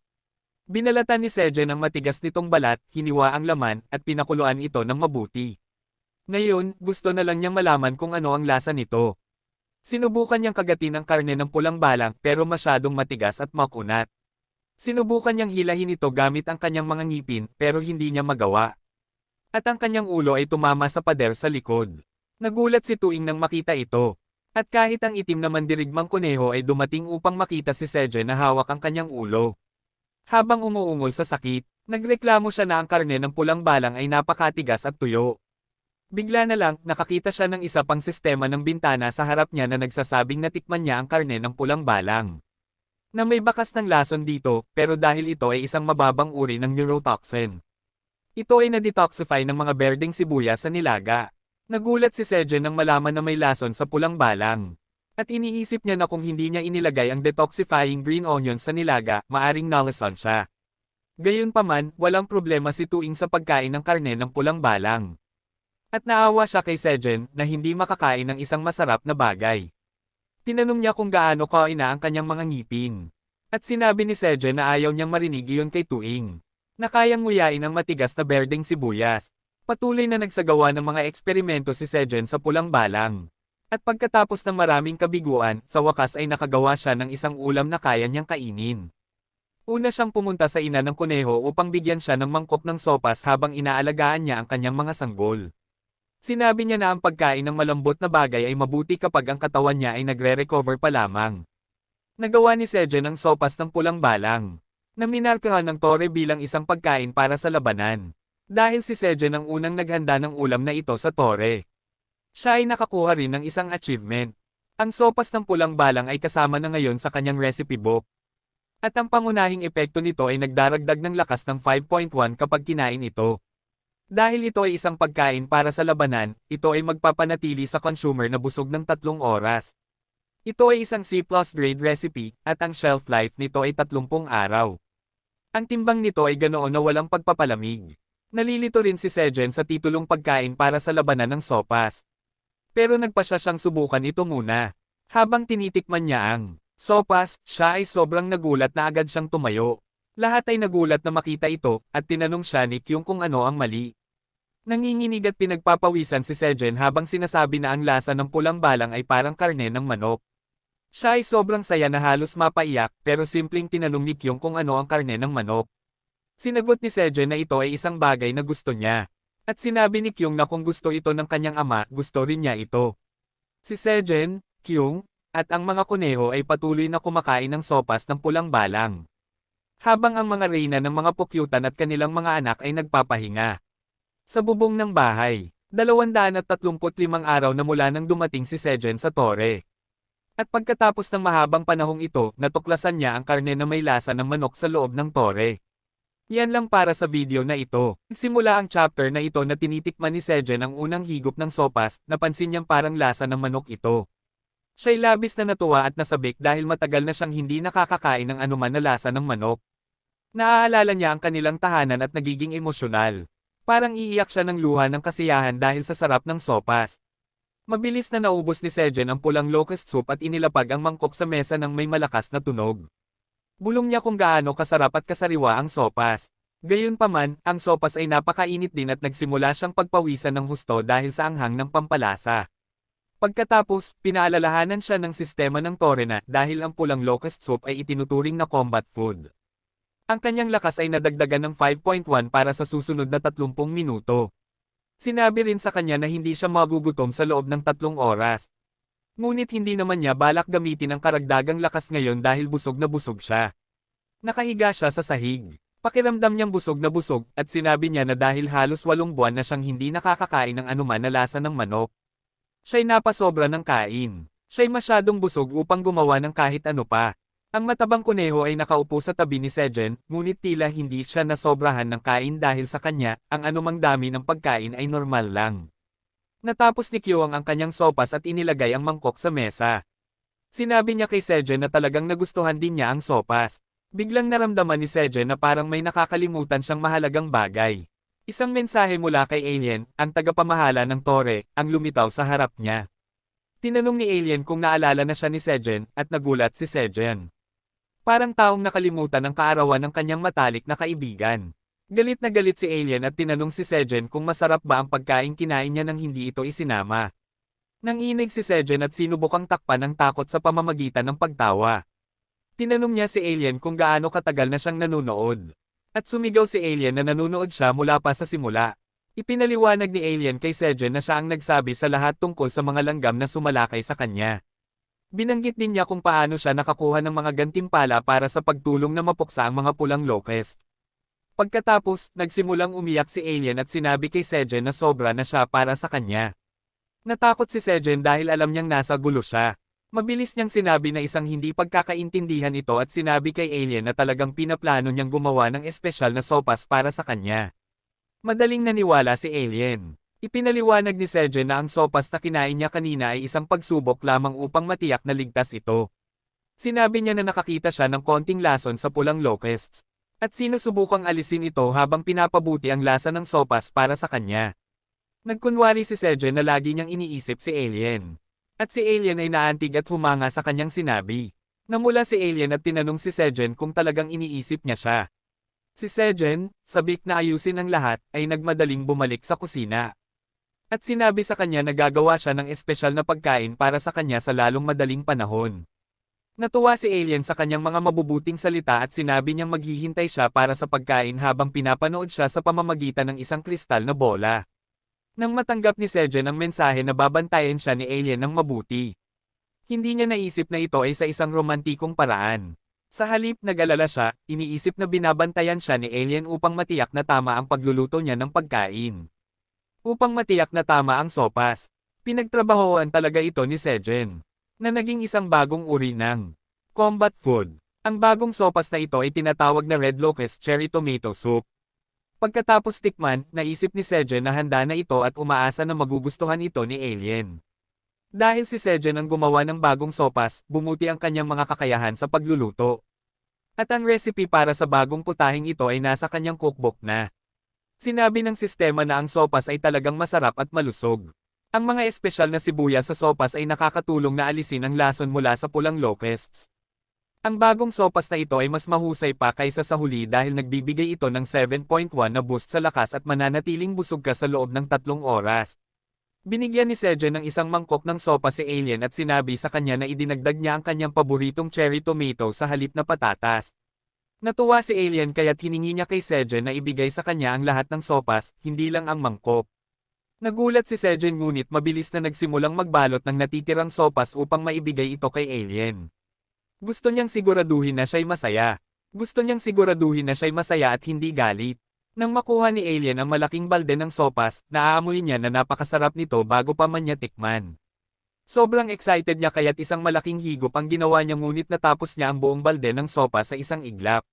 Nagsimulang humajejek si Alien at kumakaway ang kanyang buntot dahil ang sopas ay pinakamasarap na natikman niya. Napakasarap nito kaya't hindi niya mapigil ang ngumiti. Ang sopas din ay nagpapalakas sa kanya at magpapanatili ng busog sa loob ng 3 oras. Ngunit ang pinakamahalaga ay hindi niya mapigil ang ngumiti. Ang pinakamahalaga kay Alien ay pinaghirapan talaga ni Sejen ang paggawa ng sopas para sa kanya. Idinagdag niya ang kanyang paboritong cherry tomato sa halip na patatas at pinakuluan ang karne ng mas matagal para mas maging malambot at masarap kaysa dati. Si Alien ay talagang masaya at nagpapasalamat sa espesyal na effort ni Sejen sa paggawa ng sopas para sa kanya. Sobrang saya at tuwa ni Alien kaya't sinipa niya ang sahig at itinago ang kanyang mukha dahil sa sobrang sarap ng sopas na ginawa ni Sejen para sa kanya. Naisip niya na dahil ginawa ito ni Sejen ng may malaking pag-aalaga. Tiyak na magiging kamangha-mangha ito. Nakaramdam siya ng mainit at masayang pakiramdam sa kanyang puso at sinubukang kumbansihin ang sarili na ito'y dahil lang sa dagdag na mana ng sopas. Hindi dahil sa kanyang matinding damdamin. Tinawag ni Sejen si Alien at tinanong kung nagustuhan niya ang sopas at kung mas mabuti na ang pakiramdam niya. Sinabi ni Alien na talagang masarap ang sopas at talagang nagustuhan niya ito. Nakaramdam ng kaluwagan si Sejen at ipinaliwanag na hindi talaga niya nakalimutan si Alien. Nadala lang siya sa sobrang sarap ng sopas. Sinabi ni Sejen na nadala lang siya sa sobrang sarap ng sopas matapos ang matagal na panahon na hindi nakatikim nito. Hiniling ni Sejen kay Alien na huwag magalit sa kanya at binigyan siya ng mga tuyong matamis na patatas bilang merienda pagkatapos ng sopas. Sobrang saya ni Alien sa sopas kaya't hindi na niya kailangan ng karagdagang pag-uudyok. Nagsabi pa siya ng paumanhin kay Sejen dahil sa galit niya kanina. Ipinaliwanag niya na nagalit lang siya dahil pakiramdam niya hindi siya pinapansin ni Sejen. Nagsimulang mag-alala si Sejen at mabilis na sinabi na hindi niya nais na makita siyang muli. Iwasan siya. Sinabi niya na, kahit na hindi maganda ang kanilang simula, ang kanyang oras sa tore ay naging masaya at maganda dahil sa kanya. Ngumiti siya ng may kaba at sinabi kung gaano niya pinahahalagahan siya. Talagang naantig si Alien sa sinabi ni Sejen. Iniisip niya na ang ibig sabihin nito ay isang espesyal, romantikong paraan. Kaya't siya ay talagang naantig at nais niyang ipakita kay Sejen kung gaano siya nagpapasalamat sa lahat ng kanyang nagawa. Nagpasya si Alien na bigyan si Sejen ng isang espesyal na gantimpala. May bagong mensahe na lumitaw sa screen ni Sejen, nagpapakita ng isang quest. Ang quest ay para tretuhin ni Sejen si Alien ng inihaw na tuyong kamote. Ang espesyal na gantimpala para sa pagtatapos ng quest na ito ay tinatawag na Liwanag para sa isa sa mga talento ni Sejen. Talagang nasasabik si Sejen dahil alam niya na ang pagkuha ng liwanag ay isang malaking bagay. At karaniwang nangangailangan ng mahabang panahon ng pagsisikap para sa mga mangangaso. Tinanong niya si Alien kung talagang binibigyan siya nito ng napakagandang gantimpala para lang dito. Iniisip din niya kung pinapayagan ba si Alien na magbigay ng ganitong gantimpala. Ipinaliwanag ni Alien na ginamit niya ang bahagi ng gantimpala na nakuha niya mula sa pagtulong sa Red Locust. Ginamit din niya ang ilan sa kanyang mga espesyal na kapangyarihan upang mabigyan si Sejen ng espesyal na gantimpala na ito. Sinabi niya na binago niya ng kaunti ang mga patakaran upang mangyari ito. Dahil iniisip niya na tunay na nararapat ito kay Sejen. Ibinigay ni Sejen kay Alien ang balde ng inihaw na kamote at natapos ang quest. Bilang resulta, ibinigay ni Alien ang ipinangakong gantimpala. Ang bagong talento ni Sejen ay tinatawag na landowner. Ang espesyal na talento na ito ay karaniwang para sa mga magsasaka na may malalaking sakahan. Sa talento na ito, maaaring pumili si Sejen ng hanggang 30 tao na tinatawag na tenant farmers upang gamitin ang kanyang mga kasanayan. Tuwing magtrabaho at kumita ng gantimpala ang mga tenant farmers na ito, makakakuha si Sejen ng maliit na porsyento, 1% ng kanilang kita. Kung mas lumaki ang sakahan ni Sejen, mas magiging kapaki-pakinabang ang talento na ito. Excited sa kanyang bagong talento, nagpa siya si Sejen na subukan ito. Tinawag niya si Kyoang at ginamit ang system window upang gawing unang tenant farmer si Kyoang. Sa ganitong paraan, makikita ni Sejen kung paano gumagana ang sistema. Sa ganitong paraan, makikita ni Sejen kung paano gumagana ang talento na landowner. Ikinabigla at ikinasaya ni Sejen na makita kung paano gumagana ang kanyang bagong talento, landowner. Nakakita si Kyoang ng espesyal na tanda sa ibabaw ng kanyang ulo na nagpapakita na siya na ngayon ay isang tenant farmer. Upang subukan ang talento, humiling si Sejen kay Kyoang na kumuha siya ng 100 cherry tomatoes. Tumakbo agad si Kyoang at dumating sa cherry tomato farm bago pa man magkaroon ng pagkakataon si Sejen na mag-isip. Nagsimula agad siyang mamitis ng mga kamatis. Habang namimita si Kyoang ng mga kamatis, nagsimula nang makatanggap si Sejen ng maraming mensahe sa kanyang screen. Ipinapakita ng mga mensahe na ito na kumikita siya ng mga gantimpala dahil sa trabaho ni Kyoang. Tuwing namimita si Kyoang ng mga kamatis, nakakakuha si Sejen ng maliit na bahagi, 1% ng mga gantimpala tulad ng experience points at pag-unlad ng kasanayan. Naiintindihan na ngayon ni Sejen na sa talento niyang landowner, maaari siyang kumita ng gantimpala at gumaling pa rito. Kahit na hindi siya ang gumagawa ng trabaho. Iniisip ni Sejen na ang kanyang bagong talento ay kamangha-mangha dahil nangangahulugan ito na maaari pa rin siyang kumita ng mga gantimpala kahit na masyado ng malaki ang kanyang sakahan para sa kanya na pamahalaan mag-isa. Kapag nagtatrabaho ang mga tenant farmers sa sakahan, makakakuha siya ng maliit na halaga ng experience points at pag-unlad ng kasanayan kahit na hindi siya ang gumagawa ng trabaho. Kamakailan, nahihirapan si Sejen na panatilihin ang sakahan, ngunit ngayon nararamdaman niyang ang talento na ito ay talagang makakatulong. Naaalala din niya na habang lumalaki ang kanyang sakahan, mas gaganda pa ang kanyang talento. Pumunta si Sejen sa mga kuneho na nagpapahinga at sinabi sa kanila na kailangan nilang tumulong sa pagpapalaki ng sakahan. Ang itim na kuneho, na tamad, ay nagsabi na siya'y sobrang busog at antok para magtrabaho dahil marami siyang nakain. Medyo nadismaya si Sejen ngunit ginawa pa rin niyang pangalawang tenant farmer ang itim na mandirigmang kuneho. Hindi masyadong masaya ang itim na kuneho tungkol dito. Nagpa siya si Sejen na gawing mga tenant farmer ang iba pang mga kuneho. Upang makatulong sa sakahan. Kahit na sila'y antok at busog mula sa pagkain. Hinikayat sila ni Sejen na magpatuloy sa pagtatrabaho. Biniro niya na kung masyado silang magpapahinga, baka maging tamad sila tulad ng mga baka. Isang minotaur na malapit lang ang nakarinig nito at nagtataka kung siya ang tinutukoy ni Sejen. Sinabi ni Sejen sa kanyang mga kaibigang kuneho na oras na para masiyahan sa pagtatrabaho sa sakahan at pumunta silang lahat sa malaking cherry tomato field. Sabik silang magsimula sa pagsasaka, ngunit hindi nila alam na may mga mapanganib na corrupted creatures na sumalakay na sa kanilang sakahan. Ang mga nilalang na ito ay partikular na mabagsik at maaaring magdulot ng problema sa kanila. Iyan na muna para sa ngayon, nagsimula ang chapter na ito na muling inatake ng mga halimaw na puno ang sakahan ni Sejen. Upang labanan ang problema ng mga corrupted ants, nagdala si Sejen ng bagong sandata. Sinindihan niya ang isang piraso ng kahoy mula sa halimaw na corrupted ant, at pagkatapos ay binigay niya ito kay Kyoang upang itapon sa mga kaaway. Sumabog ang proyektil sa pagdating nito sa grupo ng mga halimaw. At imbis na direktang pinsala, sinisindihan nito ang mga mas maliliit na halimaw. Samantala, pinabagsak ni Sejen at Kyuang ang mga corrupted ants na malapit sa kanila. Natapos nila ang mga mas maliliit na halimaw sa loob ng ilang minuto dahil sa tulong ng apoy na pumatay sa karamihan sa kanila. Gayunpaman, ang mga malalaking halimaw ay hindi gaanong naaapektuhan ng atake ng apoy. Habang tinitingnan ni Sejen ang mga ito, napansin niyang ang mas mahuhusay na miyembro ng kanyang grupo ay nakikipaglaban sa kanila. Ang itim na mandirigmang kuneho ay sumugod sa mga halimaw na corrupted ant at isa-isang pinabagsak ang mga ito. Sinadyang pinupuntirya niya ang kanilang mga braso at paa na hindi na sila makagalaw o lumaban. Pagkatapos, sumali ang nanay ni Kyuang sa laban, pinapalupog ang mga halimaw na puno gamit ang kanyang malalakas na mga paa. Habang pinagsasama nila ang kanilang lakas upang sirain ang mga kaaway, tanging si Sejen ay nanunood ng may paghanga. Hindi pa rin niya mapaniwalaan na sapat na sina Kyuang's mom at ang itim na mandirigmang kuneho upang labanan ang mga sumasalakay na halimaw.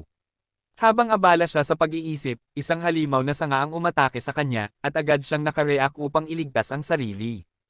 Ang tanging dahilan kung bakit sila nakareact sa banta ng mga corrupted ants ng tama sa oras ay dahil ang Mama Bear ay handa sa anumang panganib. Iyon ang dahilan kung bakit nakaiwas sila ng malaking pinsala sa sakahan. Pagkatapos ng huling atake, hiniling ni Sejen kay Kyuang's mom na lumipat malapit sa sakahan at napatunayang tama ang kanyang desisyon. Sinabi ni Sejen sa kanya na dahil sa masamang relasyon niya sa mga corrupted ants, wala siyang magagawa. Dahil ang Minotaur King at ang Mama Bear ay may mabuti ng ugnayan. Hindi na niya kailangan bantayan ang kanyang hangganan sa kanyang teritoryo. Sinuyo niya ang Mama Bear ng maraming karne ng pulang tipaklong para lang lumipat malapit sa kuweba at agad niyang piniling mag-impake. Sa ngayon, kakalabas lang niya ng huling halimaw na puno at sinabi kay Sejen na wala namang espesyal sa mga iyon. Nagpasalamat si Sejen sa kanya, ngunit napatingin sa kalat sa lupa at nagtataka kung kailan ito lilinisin. Noong oras na iyon, dumating ang ilang itim na Minotaur upang magtrabaho. Nagulat sila na muling umatake ang mga corrupted ants. Sinabi ni Sejen sa kanila na dumating sila ng walang babala. Hiniling niya sa kanila na tulungan siya sa paglilinis ng kalat dahil sa mga bahagi ng corrupted ant na kalat sa paligid at ang pinsalang ginawa sa bukid, hindi na sila makakapagtrabaho sa kahit ano pa. Nagreklamo siya na hindi niya magamit ang kanyang talento bilang may-ari ng lupa sa ngayon, noong isa sa mga akal ang patay na corrupted ant ay biglang gumalaw. Galit na tinadyakan ito ni Sejen, iniisip kung nasaan na ang puno na sinusubukan nilang i-corrupt. Samantala, sa ika-52 palapag ng tore, si Theo ay kasama ang veteranong mangangaso na si Tijen, at patungo sila sa isang sulok ng palapag. Tinanong ni Theo si Tijen kung saan siya dadalhin. Hindi sigurado si Theo sa ginagawa niya, dahil ang daan ay papunta sa isang dead end. Tinanong siya ng pusa na mga ngalakal kung paano siya nakarating sa ika-52 palapag ng mag-isa gayong napakahina niya sa direksyon na maaari pa siyang makipagkumpetensya kay Roreno Zoro. Tinanong niya kung hindi ba siya gumamit ng mga waypoint upang umakyat sa tore, at nang ailapag siya ni Tijen sa lupa, sinabi niya na umakyat siya gamit ang isang linjon. Nagulat si Theo at kinumpirma sa veteranong mangangaso kung talaga bang tinutukoy niya ang prutas ng dimensional fragment. Sinabi ni Theo na ang linjin ay may masamang enerhiya kaya hindi ito dapat gamitin ng walang ingat. At bago pa man iyon, hindi ito isang bagay mula sa Black Tower. Ito ay isang item mula sa labas ng tower at sa makatuwid ay ilegal. Sinabi ni Theo kay TJ na kailangan niyang i-report siya sa pamunuan ng passageway. Pero hindi ito alintana ni Tijen. Sa halip nakuha niya ang ilang sagot kung bakit madalas nawawala ang kanyang mga linjin. Dahil maaaring matuklasan ng ibang residente ng tower ang mga ito. Gayunpaman, nagtago siya ng isa ng ligtas para sa pagbabalik. Ipinakita ni Tijen ang isang bagay na itinago niya sa ilalim ng tela. At nagulat si Theo nang makita ang isang plant snake monster. Ito ang unang pagkakataon na nakakita siya ng berdeng linjin na ganito. Sinabi ni TJ na dahil maikli ang buhay ng mga linjin. Kung hindi niya ito gagamitin ngayon, malalanta ito kaagad. Sinabi niya kay Theo na sumama sa kanya. Pero tumanggi ang cat merchant na gumawa ng ilegal na bagay. Inalok siya ni TJ ng 2 churros. Pero mariing tumanggi si Theo na labagin ang batas, kahit ano pa ang kanyang alok. Basta itinapon na lang ni Tijen ang mga churros. At sa pagkakalip ni Theo para saluhin ang mga ito, napagtanto niyang niloko siya. Nalip siya, patungo sa linjin para saluhin ang mga churros. At bumukas ang bibig ng plant snake para lunukan siya ng buo. Sumunod si Tijen. At nahulog sila sa isang dimensional portal. Habang nag-aalala si Theo sa pagitan ng pag-aalaga sa sarili at sa pagkuha ng bumabagsak na churros. Sa kalaunan, lumabas sila sa Linjin sa ika-38 palapag sa base camp ng Phoenix Guild doon. Nang mapansin sila ni Dongshek, tinanong niya ang kanyang master kung paano siya biglang naroon. Mas lalo pang nagulat si Theo nang makita siya doon. Nagpanik si Dongshek habang tinatanong si Tijen kung kailan sila nagkita. At ano ang nangyari sa sumpao sa nagliliyab na baboy. Tinanong siya ni Dongshek kung natalo na niya ang boss monster sa ika-52 palapag. Sinabi ni Tijen na marami siyang tanong.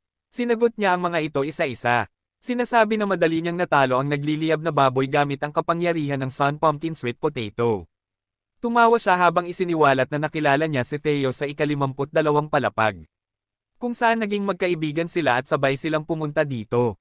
Gayunpaman, hindi masaya si Theo sa ganitong arrangement. At sinabi kay Tijen na huwag na siyang itapon sa isang crop na ganito muli. Biglang napagtanto ni Dongshek ang nangyari.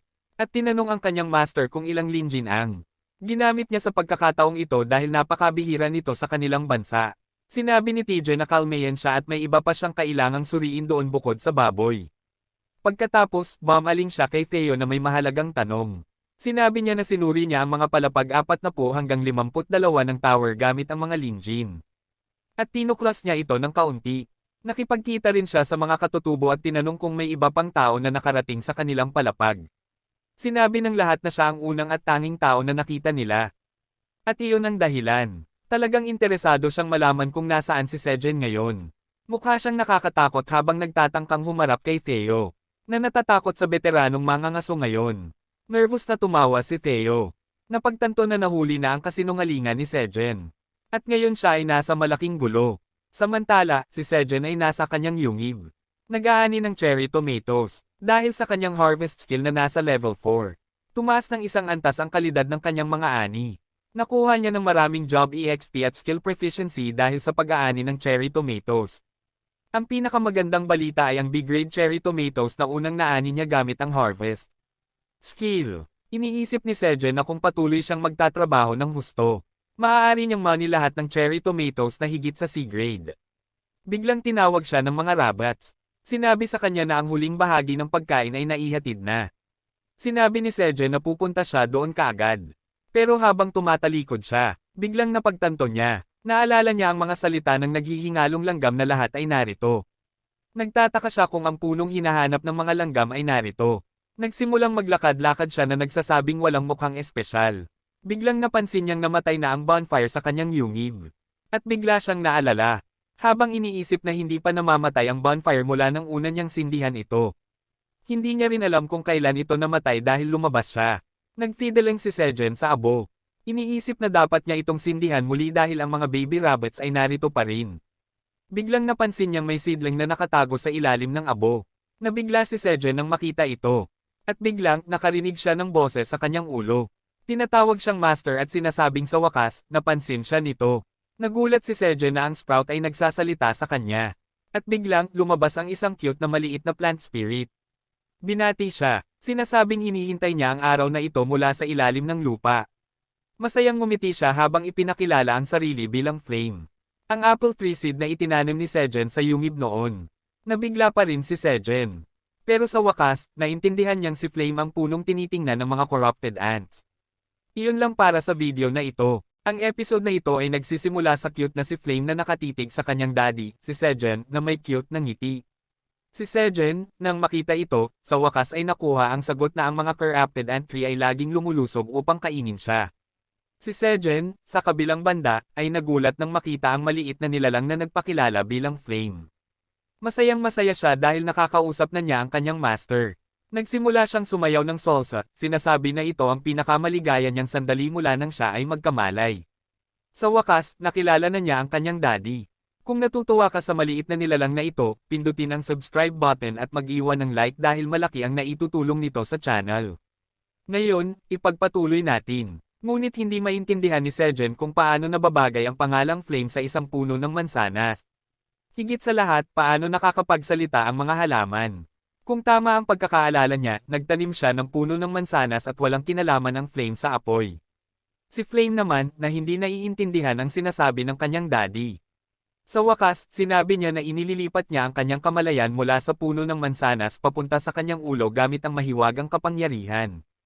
Kaya ang katawang ito ay tila isang peking katawan na nilikha gamit ang mahika upang makausap ang kanyang daddy. Maaaring isipin ni Sejen na ganito iyon. Kinuha niya ang anyong ito upang magmukhang maganda sa harap ng kanyang daddy. Pagkatapos, may pag-aalalang mukha siyang nagtanong. Hindi ba nagustuhan ni Sejen ang kanyang anyo? Kung hindi niya gusto, maaari siyang magpalit ng ibang anyo. Nalungkot si Flame at nagtanong kung hindi ba gusto ni Sejen ang anyong ito. Ngunit napansin ng ating bida. Halos maiyak na si Flame at agad niyang sinabi na mukhang cute siya. At maging ang kanyang pangalan ay cute. Pagkatapos, naka-cross arms na tinanong ni Sejen si Flame na, gaya ng kanyang nabanggit, siya ay isang nagliliyab na pulang puno ng mansanas. At nabanggit din niya na gumamit siya ng mahika upang gawin ang anyong ito. Ibig sabihin, siya ay dapat malakas at kahanga-hanga, tama. Ngunit sa loob, hindi makapaniwala si Sejen na ang murang mansanas na kinain niya noon ay naging isang napakagaling na mansanas. Ngunit si Flame, na may mahiyain na mukha, ay sinabi kay Sejen na hindi siyang talagang kahanga-hanga gaya ng iniisip ni Sejen. Pagkatapos, nagsimula siyang magkwento kay Sejen kung paano siya ipinanganak. Halos 200 araw na ang nakalipas ng unang itanim ni Sejen ang buto ng mansanas. Sa wakas, sumibol siya sa ikatlong araw. Ngunit nang subukan niyang sumibol mula sa lupa, nakaramdam siya ng matinding init. Pakiramdam niya mamamatay siya sa init. Kailangan niyang mabuhay. Kaya't nagpasya siyang pumailalim sa lupa. Patuloy siyang pumailalim sa lupa. Patuloy siyang pumailalim sa lupa ng napakaraming araw, walang katapusan, hanggang sa hindi na niya alam kung saan ito nagtatapos. Bigla, ang mga ugat ay umabot sa ibabaw ng isang kuweba at gumawa ng bitek sa mga bato. At natagpuan ni Flame ang isang mapagkukunan ng malinis na tubig na nagbigay ng kaunting lamig sa buto na hindi na makayanan ang init. Masayang-masaya siya nang makita ang tubig. Malamig ang tubig at napakasarap. Kaya, hanggang ngayon, nakaligtas siya salamat sa malamig na tubig na iniinom niya at nakakatagal sa init hanggang sa araw na ito. Sa walang katapusang kadiliman, siya ay nag-iisa lamang na nakaupo, naghihintay ng mga araw upang makalabas mula rito, makatanggap ng sikat ng araw, at mag-bloom bilang isang puno. Ngunit ang init ay humahadlang sa kanya. Ngunit ngayon, sa wakas, nakalabas na siya mula sa walang katapusang kadiliman at nakilala ang kanyang daddy. Kaya't siya talaga ang pinakamasaya at walang anumang pagsisisi sa kanyang buhay. Sa wakas, napagtanto ni Sejen ang kanyang pagkakamali. Nakalimutan niyang nagtanim siya ng puno ng mansanas dahil sa kaguluhan at insidenteng blue moon na nangyari noong siya ay bata pa. Una siyang nakarating sa tore at kinabukasan, sa pagkakamali, sinindihan niya ang campfire sa mismong ibabaw kung saan niya itinanim ang puno ng mansanas. Agad siyang humingi ng tawad kay Flame dahil dito. Talagang nakaramdam ng pagkakasala si Sejen, ngunit hindi nagalit si Flame. Sinabi niya kay Sejen na ang ginawa niya ay nagpalakas sa kanya sa halip. Kaya't hindi na kailangang mag-alala si Sejen. At ngayon, kaya na niyang gumawa ng fire magic. Sa susunod na sandali, excited na may whoosh at pagkurap ng kanyang daliri. Nagpakita siya ng apoy sa ibabaw ng maliit na sprout ng mansanas. Sinasabi niyang kaya niyang kontrolin ang halaman, tubig, lupa, at maging ang fire magic. Lahat ng ito ay salamat kay Sejen. Si Sejen, sa kabilang banda, ay nagulat nang makita na ang maliit na Flame ay talagang mahusay sa paggamit ng fire magic. Ang pagpapakita ng magic trick na ito ay isang ipinagmamalaki na sandali para kay Flame. At nagsimulang pumalakpak si Sejen sa katotohanan na ang halaman, na mahina sa apoy, ay kayang gamitin ng fire magic mismo. Nakakaakit talagang tingnan ang cute na nilalang na ito. Talagang nakakaakit at nakaka-relax para sa ating bida. At si Flame, nang makita niyang pumapalakpak ang kanyang daddy, ay naging pinakamasaya sa kanyang buhay, habang nakatindig siya ng mataas ang dibdib. Pagkatapos, excited na ipinaalam ni Flame sa kanyang daddy na kaya niya lamang gumawa ng maliit na apoy sa ngayon. Ngunit siya ay mabilis na lalaki at tutulong sa kanyang daddy sa anumang paraan na kaya niya. Ngumiti si Sejen habang tinitingnan ang pinakabata sa kanyang pamilya sa ika-79 na palapag, ang nag-iisang Flame. At hinaplos niya ang mga petalya sa kanyang ulo ng malumanay, habang sinasabi kay Flame na siya ay nagkaroon ng matinding hirap sa ilalim ng lupa. Kaya't hindi niya kailangang magpakahirap sa labas. Gusto ni Sejen na huwag mag-alala ang puno ng mansanas ngayon, at lumaki ng malusog at masaya. Dahil kung magpakahirap siya agad pagkatapos ipanganak, maaari siyang magkasakit. Masaya si Flame na makita ang kanyang daddy na nag-aalala para sa kanya. Gusto niyang haplasan pa siya ni Sejen. Talagang nagiging emosyonal siya. At pati ang magsasaka ng tore ay sumang-ayon, sinasabing pwede niyang haplasan si Flame hanggat gusto niya. Nagsimulang isipin ni Flame. Ito ang pinakamagandang araw ng kanyang buhay bilang puno ng mansanas. Masaya siya na siya ay maging cute at magkaroon ng kasiyahan kasama ang kanyang may-ari sa parehong oras. Ngunit ang totoo, sinabi ni Flame kay Sejen ng isang maliit na kasinungalingan. Lumipat ang eksena at nakita natin na ang mga ugat ni Flame ay napakakapal na. Ang kanyang mga ugat ay patuloy na pumunta sa ilalim ng lupa hanggang umabot sa mas malalim na bahagi ng ilalim ng dagat. Halos natakpan na ng puno ang buong ika-79 na palapag kasama na ang ilalim ng dagat. Nagpasya siyang itago ito kay Sejen. Lumipat ang eksena at bumabalik tayo sa ika-39 na palapag kung saan si Taejun, na may seryosong mukha, ay tinanong si Taeo kung nasaan si Sejen dahil naghanap na siya hanggang sa ika-58 na palapag, ngunit wala siyang nakitang bakas tungkol kay Sejen doon. Maging si Dongshik ay nagsimulang maalala na sinabi ni Taeo sa kanya na nakatagpo niya si Sejen sa ika-40 na palapag. Sinabi ni Taeo na sa ika-40 na palapag, iniligtas ni Sejen ang kanyang buhay. Matagal nang nagsinungaling si Taeo kay Dongshik, ngunit hindi rin nahanap ni Dongshik si Sejen kahit saan sa ika-40 na palapag. Ngayon, nagsimulang labis na pagpawisan si Taeo, sinasabi sa matandang lalaki na nagsinungaling siya at hindi talaga niya maihayag ang lugar kung saan naroroon si Sejen dahil sa ilang mga kadahilanan. Ngunit nagtataka lang ang matandang lalaki kung bakit hindi sinasabi ni Taeo ang anuman. Pagkatapos, nagsimulang ipaliwanag ni Taejun kay Taeo na sa ngayon, si Sejen ay tumatanggap ng atensyon ng buong mundo sa kanyang tahanang mundo, ang Earth. Hindi niya alam kung gaano kahalaga si Sejen para sa Tore o sa mga tao na nakatira sa Tore, ngunit para sa Earth, si Sejen ay isang napakahalagang tao. Si Sejen ang naging pinakamahalagang tao para sa mga tao sa Earth. Muling tinanong ni Taejun kung saang palapag naroon si Sejen, kung kailangan ba niya ng tulong, at bakit hindi siya lumalabas mula sa Tore. Bilang pinuno ng Hunter Association ng Republika ng Timog Korea, tinatanong niya kung nasaan si Sejen, at dapat itong sabihin ni Taeo sa kanya. Kahit na sinabi na ang lahat ng ito, hindi nagsalita si Taeo. Pagkatapos ay bahagyang yumuko si Taejun at magalang na nagtanong, hindi ba maaaring magpakita si Taeo ng kaunting kabaitan. Pati na rin nagsimulang magmakaawa si Taejun na sabihin ang tungkol kay Sejen dahil ito ay napakahalagang impormasyon. At si Taeo, nasa mahirap na kalagayan. Hindi niya masabi na si Sejen ay natigil sa ika-79 na palapag, kaya naisip niya ang isang ideya. Kumuha siya ng isang piraso ng papel mula sa kanyang bag at sumigaw na kailangang pumirma si Taejun ng kontrata sa kanya. Ipinaliwanag niya na papirma siya ng kontrata, at sasabihin niya ang lahat tungkol kay Sejen, ngunit kung pipirma lamang si Taejun ng kontrata kay Taeo, na itatago ni Taejun ang lahat ng sinabi ni Taeo bilang lihim, at pag-uusapan lamang ito kay Taeo at wala ng iba. At kung sisirain niya ang kontrata, tatapusin ang buhay ni Taejun, habang sinasabi sa matandang lalaki na gumawa ng kontrata.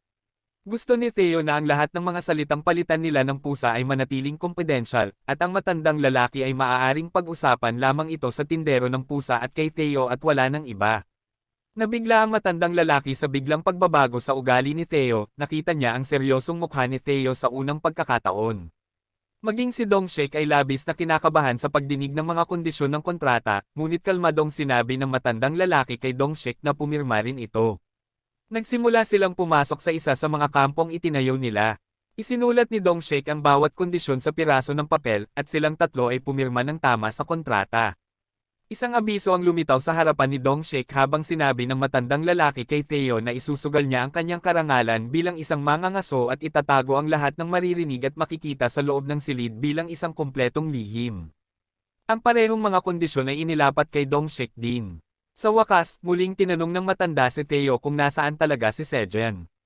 Una, ipinaalam ni Taeo sa parehong mga lalaki na si Sejen ay hindi talaga nasa ika-40 na palapag. Nabigla si Dongshik, ngunit nagpatuloy si Taeo at ipinaliwanag na ito ay isang kasinungalingan lamang na sinabi niya kay Dongshik. Sa totoo lang, sinabi ni Sejen kay Taeo na sabihin ang kwentong ito kung may magtanong tungkol sa kanya. Kaya't muling tinanong ni Dongshik si Taeo kung nasaan talaga si Sejen na may gulat na mukha. Ngunit ipinaliwanag ni Taeo na hindi pa rin niya masasabi ang lahat, ngunit habang itinuro ang kanyang daliri sa itaas, sinabi niya na si Sejen ay nasa isang lugar na napakataas sa tore na hindi kayang akyatin ng mga tao ng mag-isa, lalo pa ang mabuhay doon, kaya't hindi siya makakababa mula sa tore sa ngayon dahil natigil siya sa kanyang sariling misyon. Nabigla si Dongshik at ang matandang lalaki sa narinig nilang lugar, iniisip kung saan nga ba ito sa tore. Habang nagbabago ang eksena, nakikita natin ang dalawa, ang matandang lalaki at si Dongshik, na kumakaway ng pamamaalam sa tindero ng pusa. Pagkaalis ni Theo, tinanong ng nabiglang si Dongshik ang matandang lalaki kung totoo ba ang sinabi ni Theo. Sinimulan niyang sabihin sa matandang lalaki na gaano man kalakas ang isang mangangaso, mahirap umakyat sa isang tiyak na palapag gamit ang lindgen, dahil kahit pasabihin na may isang taong umabot sa ika-80 palapag, mamamatay siya agad kahit sa isang maliit na pagkakamali. Sinabi niya, hindi ko alam, na parang nawawala siya sa kakayahang umabot doon dahil hindi siya sapat na malakas, at nagtatanim si Sejen doon, na nangangahulugang napakalakas niya na walang sinuman sa palapag na iyon ang banta sa kanya, at nagawa niya ito ng mag-isa. Hindi ito kapani-paniwala. Akala ni Dongshik na maaaring nasa ika-60 na palapag si Sejen. Naisip niya na maaaring nabihag si Sejen ng ilang mga halimaw doon at naging isolated, ngunit sinabi ng matandang lalaki kay Dongshik na maaaring totoo ang sinabi ni Theo. Hindi maintindihan ng alagad ang sinasabi ng matandang lalaki, ngunit nagsimula siyang magpaliwanag na kung titingnan niya ang kamote ng Sun Pumpkin, mayroong isang paliwanag sa loob ng description na nagsasabing ang sinag ng araw ay nasisipsip sa pinakamataas na bahagi ng tore para lumago ang kamote na ito. Tinanong niya si Dongshik kung napansin niya rin ito. Pati si Dongshik ay sumang-ayon na nabasa niya ang ganoong bagay sa description. Muling tinanong ng matandang lalaki si Dongshik kung saan niya iniisip na ang pinakamataas na bahagi ng tore. Parang ang tanong na ito ay naghatid ng maraming kidlat sa utak ni Dongshik. Sinimulan ng matandang lalaki na sabihin sa kanyang alagad na hindi nila alam ang dahilan at kung paano. Ngunit ayon sa kanya, si Sejen ay nasa ika-79 na palapag kahit na parang katawa-tawa ito. Ngunit ito lang ang tanging conclusion na nakuha niya pagkatapos pagtagni-tagniin ang lahat ng mga impormasyon. Habang nagbabago ang eksena, nakikita natin na nangangati ang mga tainga ng ating bida habang iniisip kung sino ang nag-uusap tungkol sa kanya sa sandaling ito. Muling nagbabago ang eksena at napunta tayo sa Grainier Village, na bayan ni Theo. Tinitingnan natin ang mansyon ng Israel, ang lungsod ng Israel, at nakikita natin ang dalawang itim na pusa na nakaupo sa isang bilog na mesa. Isa sa kanila ang nagsabi sa isa pa na ayon sa kanyang impormante, ang digmaan laban sa pulang balang sa ika-67 na palapag ay tumatagal ng mas mahaba kaysa sa inaasahan. Ipinaliwanag niya na magkakaroon muli ng kakulangan sa pagkain at butil, tulad noong panahon ng dakilang taggutom mga dekada na ang nakalipas. Nagbago ang eksena at nakita natin si Oren na nagre-relax kasama ang isang babaeng pusa, na tila walang pakialam sa mundo. Ngunit ang kanyang ama na si Israel ay seryoso sa negosyo, at binalaan siya na ang presyo ng mga paparating na butil ay maaaring magdoble o kahit magtriple. Na maglalagay ng malaking pasanin sa ekonomiya ng nayon. Ang matandang posang ito, si Israel, na nakaupo sa tapat ni Oren, ay nagsabi na kung walang sapat na impormasyon, hindi masasabi kung paano maaapektuhan sila ng tore. Ngunit ang mga ingay sa likuran mula sa kalokohan ni Oren ay talagang nagpapainit ng ulo ni Israel. Sa wakas, napuno na siya at nagtanong, "Nakikinig ka ba ng maayos?" Nagulat si Oren at ang kanyang kasamang babae ay natigilan sa sigaw na iyon. Sumagot si Oren ng may pang-aasar, "Chill, nakikinig ako sa abot ng makakaya ko." Ang babaeng pusa, na nakaramdam ng pang-iinsulto, ay nagsabing nawala na siya ng gana ngayon. Binaliwala ni Oren ang mga alalahanin ng kanyang ama tungkol sa digmaan at pera. Nagmayabang patungkol sa kanilang punong-punong kayamanan. Bumalik siya sa kanyang mapaglarong kalokohan kasama ang babaeng pusa. At hindi pinansin ang lumalalang inis ng kanyang ama. Napuno na si Israel at naglabas ng pagbabanta. Pinagbantaan niyang puputulan ang suporta kay Oren mula sa yaman ng pamilya kung hindi siya pupunta sa mga ngalakal at mag-iimbak ng pagkain. Nayanig si Oren sa banta. Napasigaw siya ng malakas, na marahil narinig ng buong nayon. Ngunit puno pa rin ng pagmamataas. Hinamon ni Oren ang tiwala ng kanyang ama sa kanya. "Ako ang dakilang Oren. Kayang-kaya kong bumili ng pagkain," sabi niya, at kinaladkad ang isang sibilyan para gawing kargador. Ngunit lingid sa kanilang kaalaman, may nagmamanman na tusong goblin na minsan nang niloko ang ating mahal na naglalakbay na pasang mga ngalakal. At sa ganitong paraan, nagtapos ang kabanatang ito. Ang eksena ay lumipat sa ika-75 na palapag, at nakita natin ang isang tindahan ng pagkain na puno ng mga tao kung saan maraming prutas, gulay, at makatas na karne. Talagang lahat ng pagkain ay naroon. Si Oren, na tamad, ay sinusubukang bumili ng karne gamit ang isang barya ng tore. Ngunit sa bawat tindahan ay natatanggihan siya at sinasabing ngayon ang presyo sa merkado ay 4 na barya ng tore para sa isang piraso ng karne, isda, o kahit anong pagkain. Sinubukan niyang makipag-usap, ngunit hindi niya alam ang mga patakaran ng mga asyanong nanay at isa lang siyang tamad na batang mayaman na hindi nakaranas ng hirap. Kaya't lahat ay sinisingil siya ng medyo mataas. Ngayon, matapos matanggihan ng halos lahat ng nagtitinda sa labas, nagsimulang sumigaw si Oren, hawak ang kanyang ulo sa inis, sumisigaw.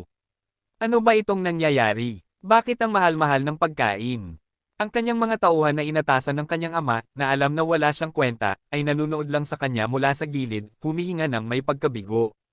Ipinaliwanag nila kay Oren na dahil sa kasalukuyang digmaan, ang ilang mga mangangalakal sa ilang mga palapag ay nagsimulang bumili ng malalaking dami. At iniimbak ang lahat sa halip na ibenta sa merkado. Iyon ang dahilan kung bakit tumaas ang mga presyo ng pagkain. Karaniwang kaalaman iyon, kahit na alam ng bawat karaniwang tao. Ngunit si Oren, sa isip niya lang ay gustong makipaglaro sa mga prutas ng kanyang nobya at nais tapusin agad ang kanyang gawain. Sinimulan niyang murahin ang mga mangangalakal dahil sa pag-iimbak ng mga pagkain, ngunit bigla siyang nakaisip ng isang magandang ideya. Naisip niya na imbes na ganito, bakit hindi niya kuhanin ang bagay sa sarili niyang mga kamay. Ang kanyang ideya ay imbes na bumili ng mga supply mula sa mga tindera. Iniisip niyang bumili ng mga supply direkta mula sa bukid sa mas mababang presyo. Sa tingin niya ito ay isang napakatalinong ideya. Para siyang henyo nang maisip niya ito. Ipinagmamalaki ang sarili, inutusan niya ang kanyang mga tauhan na sumunod sa kanya sa asosasyon ng mga ngalakal, at inanunsyo na siya ay magiging isang gumagalang mangangalakal, dahil tanging mga mangangalakal lang ang pinapayagang bumili ng kahit ano direkta mula sa mga bukid. Nagulat ang mga tauhan, pero ano ang magagawa nila?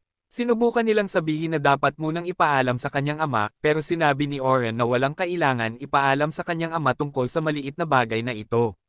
Sa halip, iminungkahi niya sa kanyang tauhan na maging mga gumagalang mangangalakal din, at sasagutin niya ang gastos nila.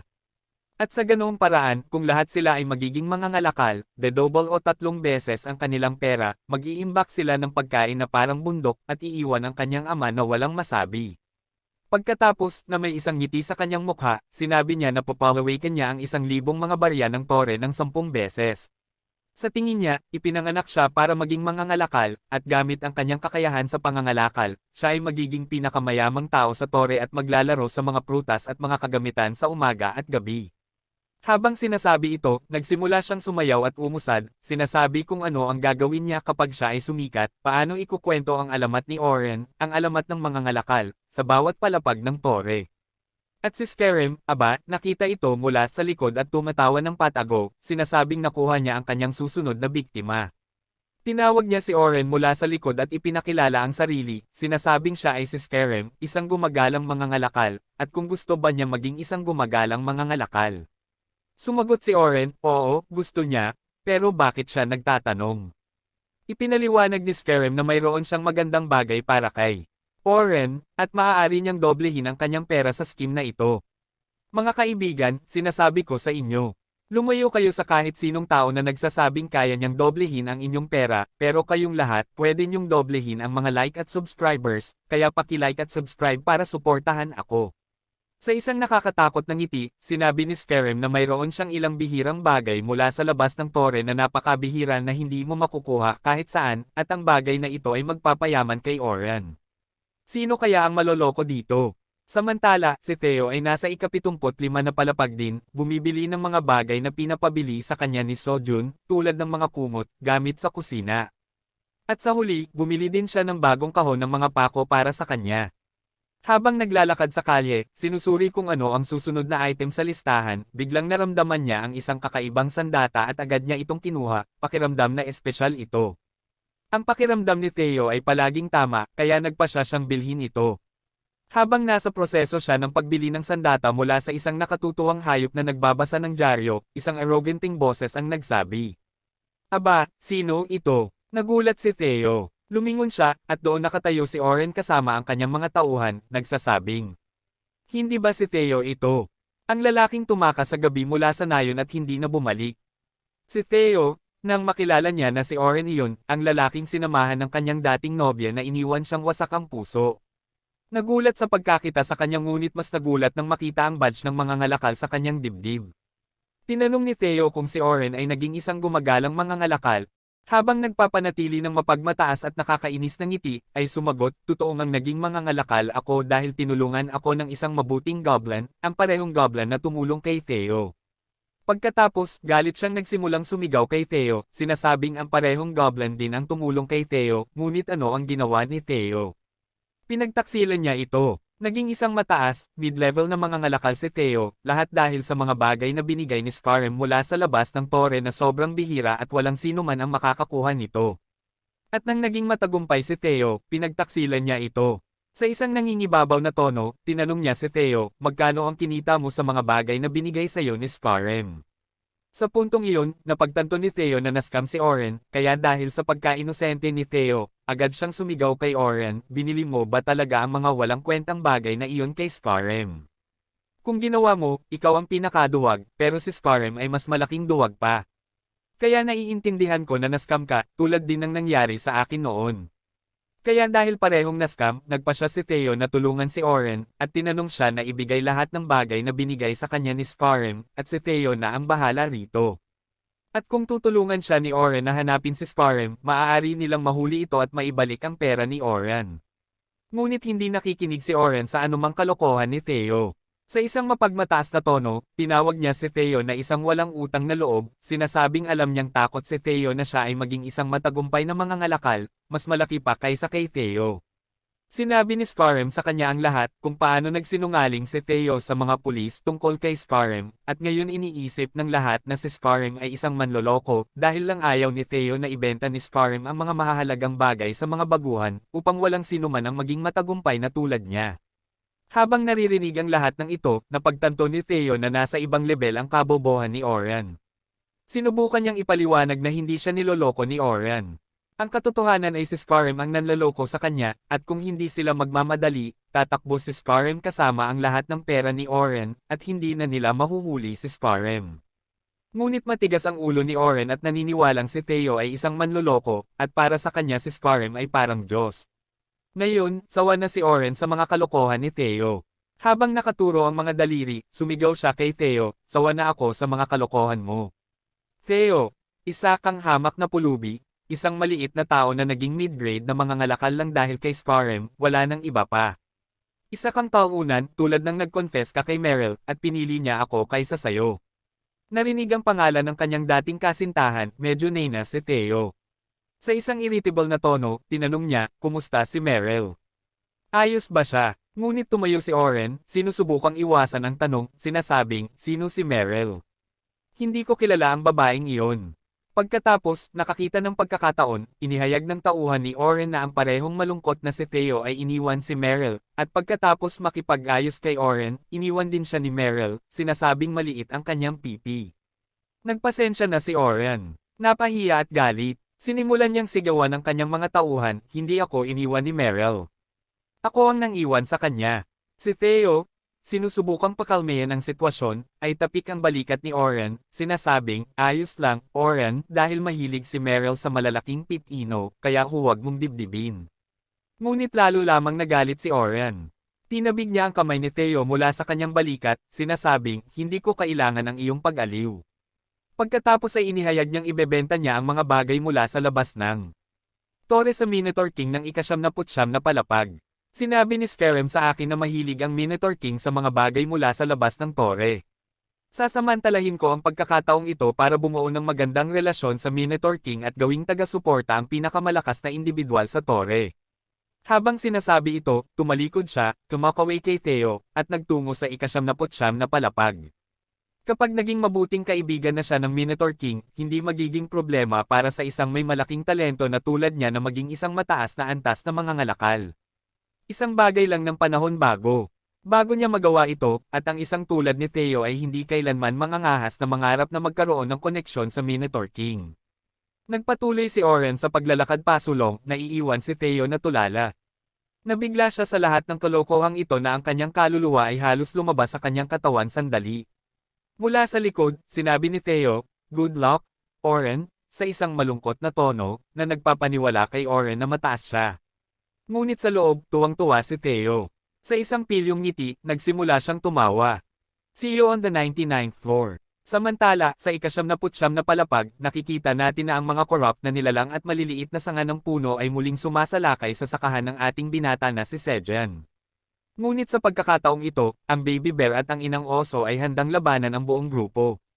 Binarricade nila ang buong sakahan gamit ang kahoy na nakuha nila mula sa nakaraang pag-atake. Si Sejen, kasama ang itim na kuneho, ay nanunood din sa malaking hukbo ng mga korap na nilalang. Handa sila, nakahanda para lumaban. Natuwa si Sejen. Galit na galit siya, sinasabing, so they are the ones who want to smash Flame. Pagkatapos ay inilabas niya ang kanyang bagong lutuin, ang locust soup, at lahat, sa seryosong mukha, ay ininom ng buo sa isang higop. Agad, inabisuhan sila ng sistema na nakain nila ang combat food, at tumaas ang kanilang lakas ng 7.1 para sa susunod na 30 minuto. Inilapit ni Sejen ang kanyang mangkok, tumutulo pa ng sopas, sa Reyna B, at kumurap-kurap ang kanyang mga mata, masayang sa wakas ay nakainom ng juice. Nilinis niya ang kanyang bibig at pinasalamatan ito. Ang buong grupo, kasama ang baby bear, inang oso, at itim na kuneho, ay handang lumaban sa korap na nilalang. At sa ganon, nagsimula muli ang digmaan sa pagitan ng mga nilalang ng ika-79 na palapag at ang mga korap na nilalang. Ang mag-ina ng mga oso ay sinisira ang bawat puno na mahawakan nila sa isang suntok. Pati si Sejen ay tinataga ang maliliit na sanga ng puno gamit ang kanyang maalamat na itim na dagger. Sa wakas, ang cute na maliit na mandirigma. Kuneho ay sinisira ang mga ulo ng mga puno gamit ang kanyang kahoy na martilyo. Ipinapakita ng buong grupo ang kanilang mga kasanayan, at ang mga korap na nilalang ay nagbabagsakan na parang mga langaw, isa-isa. Bigla, bumagsak ang isang malaking puno malapit kay Sejen, at isang malambot na galame ang lumabas mula sa isang malaking itim na void, sinusubukang atakihin si Sejen ng buong lakas. Pero bigla, nakita natin ang ating cute na maliit na pusa na Nagel-Alaco ng mga paninda, si Theo, na dumating upang tumulong. Nakaarmas siya ng kanyang bagong matutulis na mga kuko na kakabili lang niya. Ang kanyang mga mata ay nagningning na may gintong aura habang sumigaw siya sa mga nilalang na corrupted. Hindi ko papayagan ang pagsalakay ng mga masasamang nilalang na ito sa ika-79 na palapag. Ito ang unang pagkakataon na nakita natin si Theo sa aksyon. Habang pinagtataga niya ang bawat corrupted na puno gamit ang kanyang matutulis na kuko. Ang mga puno ay nagbagsakan ng maliliit na piraso. Bumaba si Theo sa lupa, kumikislap ang kanyang mga kuko tulad ng armor ni Iron Man. Tuwang-tuwa si Sejen na makita na ang kanyang mapagkakatiwalaang naglalakbay na pusa na tindero ay kaya rin palang lumaban. Tinanong ni Theo, na curious, sino ang mga nilalang na ito? Sinimulan ni Sejen ipaliwanag, pagkatapos mong bumaba, bigla na lang sumalakay ang mga ito. Corrupted na mga puno ang mga iyan, at nalaman ko na may isang puno ng mansanas na nagngangalang Flame sa loob ng yungib. Si Flame ang gustong makuha ng mga corrupted na puno. Nalitaw si Theo, hindi maintindihan ang gustong sabihin ni Sejen. Ngunit habang nagpapaliwanag si Sejen, biglang umatake ang isang corrupted na puno mula sa likuran, ikinagulat niya. Bago pa man makareact si Sejen, tumalon na si Theo at gamit ang kanyang bagong matutulis na kuko. Pinagtagpas ang puno na parang papel lang. Nang makita ito, sinabi ni Sejen, ipapaliwanag ko na lang mamaya. Unahin natin tapusin ang mga bastos na ito. Hindi pa tapos ang digmaan. Parehong napagtanto ng pusa at ng magsasaka sa tore na sila ay napapaligiran ng maraming corrupted. Nagdesisyon silang harapin muna ang mga mananakop at mag-usap na lang pagkatapos. Habang pinagtataga ni Sejen ang mga puno, nagsimulang maghalungkat si Theo sa kanyang pouch. May dinala akong makakatulong sayo. Sigaw ni Theo. Lumingon si Sejen, curious, at nakita niyang ito ay parang isang uri ng sandata. Nakakuha ito ng atensyon ni Theo ng sobra, kaya't binili niya ito ng hindi nag-iisip. Ngumiti si Sejen habang tinitingnan ang bagong sandata. Tinawag niya ang manager ng tore. Aileen. Mabilis siyang sumagot, sinasabing pinapanood niya ang lahat. Ang sandata ay na-teleport sa dragon, at agad itong inapraise ni Aileen. Iniabot ni Sejen sa kanya ang isang cherry tomato bilang kabayaran. Biglang nagpop-up ang maraming notification, sinasabing ginamit ang appraisal skill sa sandata. Ang sandata ay bumalik sa mga kamay ni Sejen. Ito ay isang uri ng hatchet. Ang sandatang ito ay tinawag na Great Warrior UK Throwing Hatchet.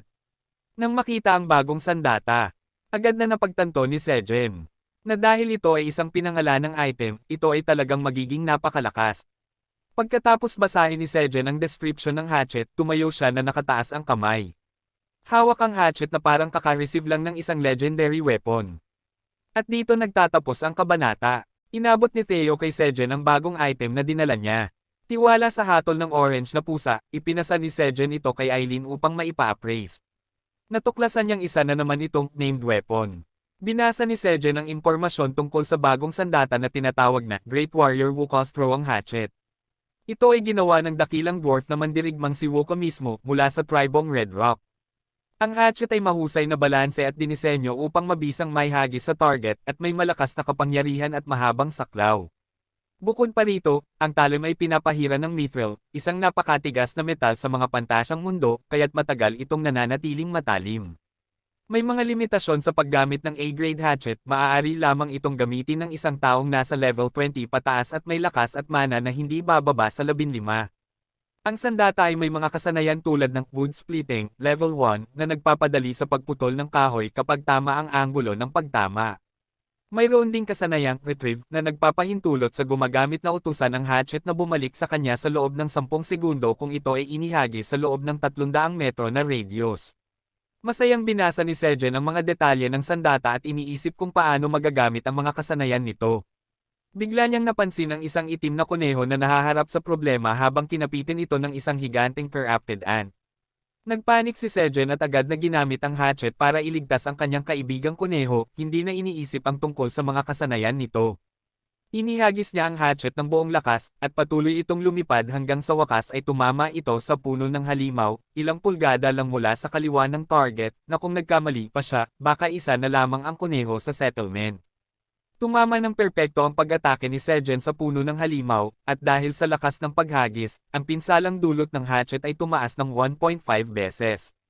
Nakagawa rin siya ng critical hit sa pamamagitan ng pagtama sa tamang anggulo ng kahoy, at nag-activate ang kasanayang wood splitting. Dahil dito, nahati ang puno ng halimaw sa gitna, na ikinagulat ng itim na kuneho na ligtas na bumagsak sa lupa.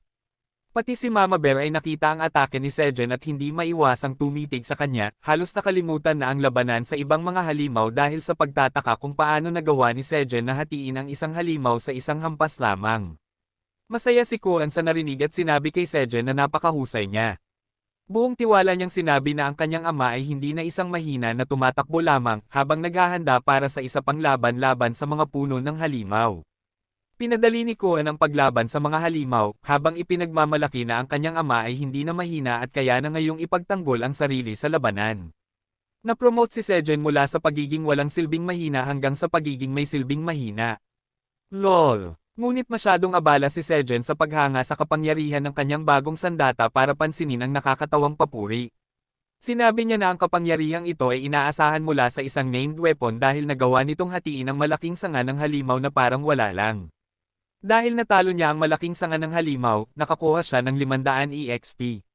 Bigla niyang kinuha si Theo at pinuri siya, tinawag siyang maganda habang pinupuno ito ng halik na ikinairita ng orange na pusa.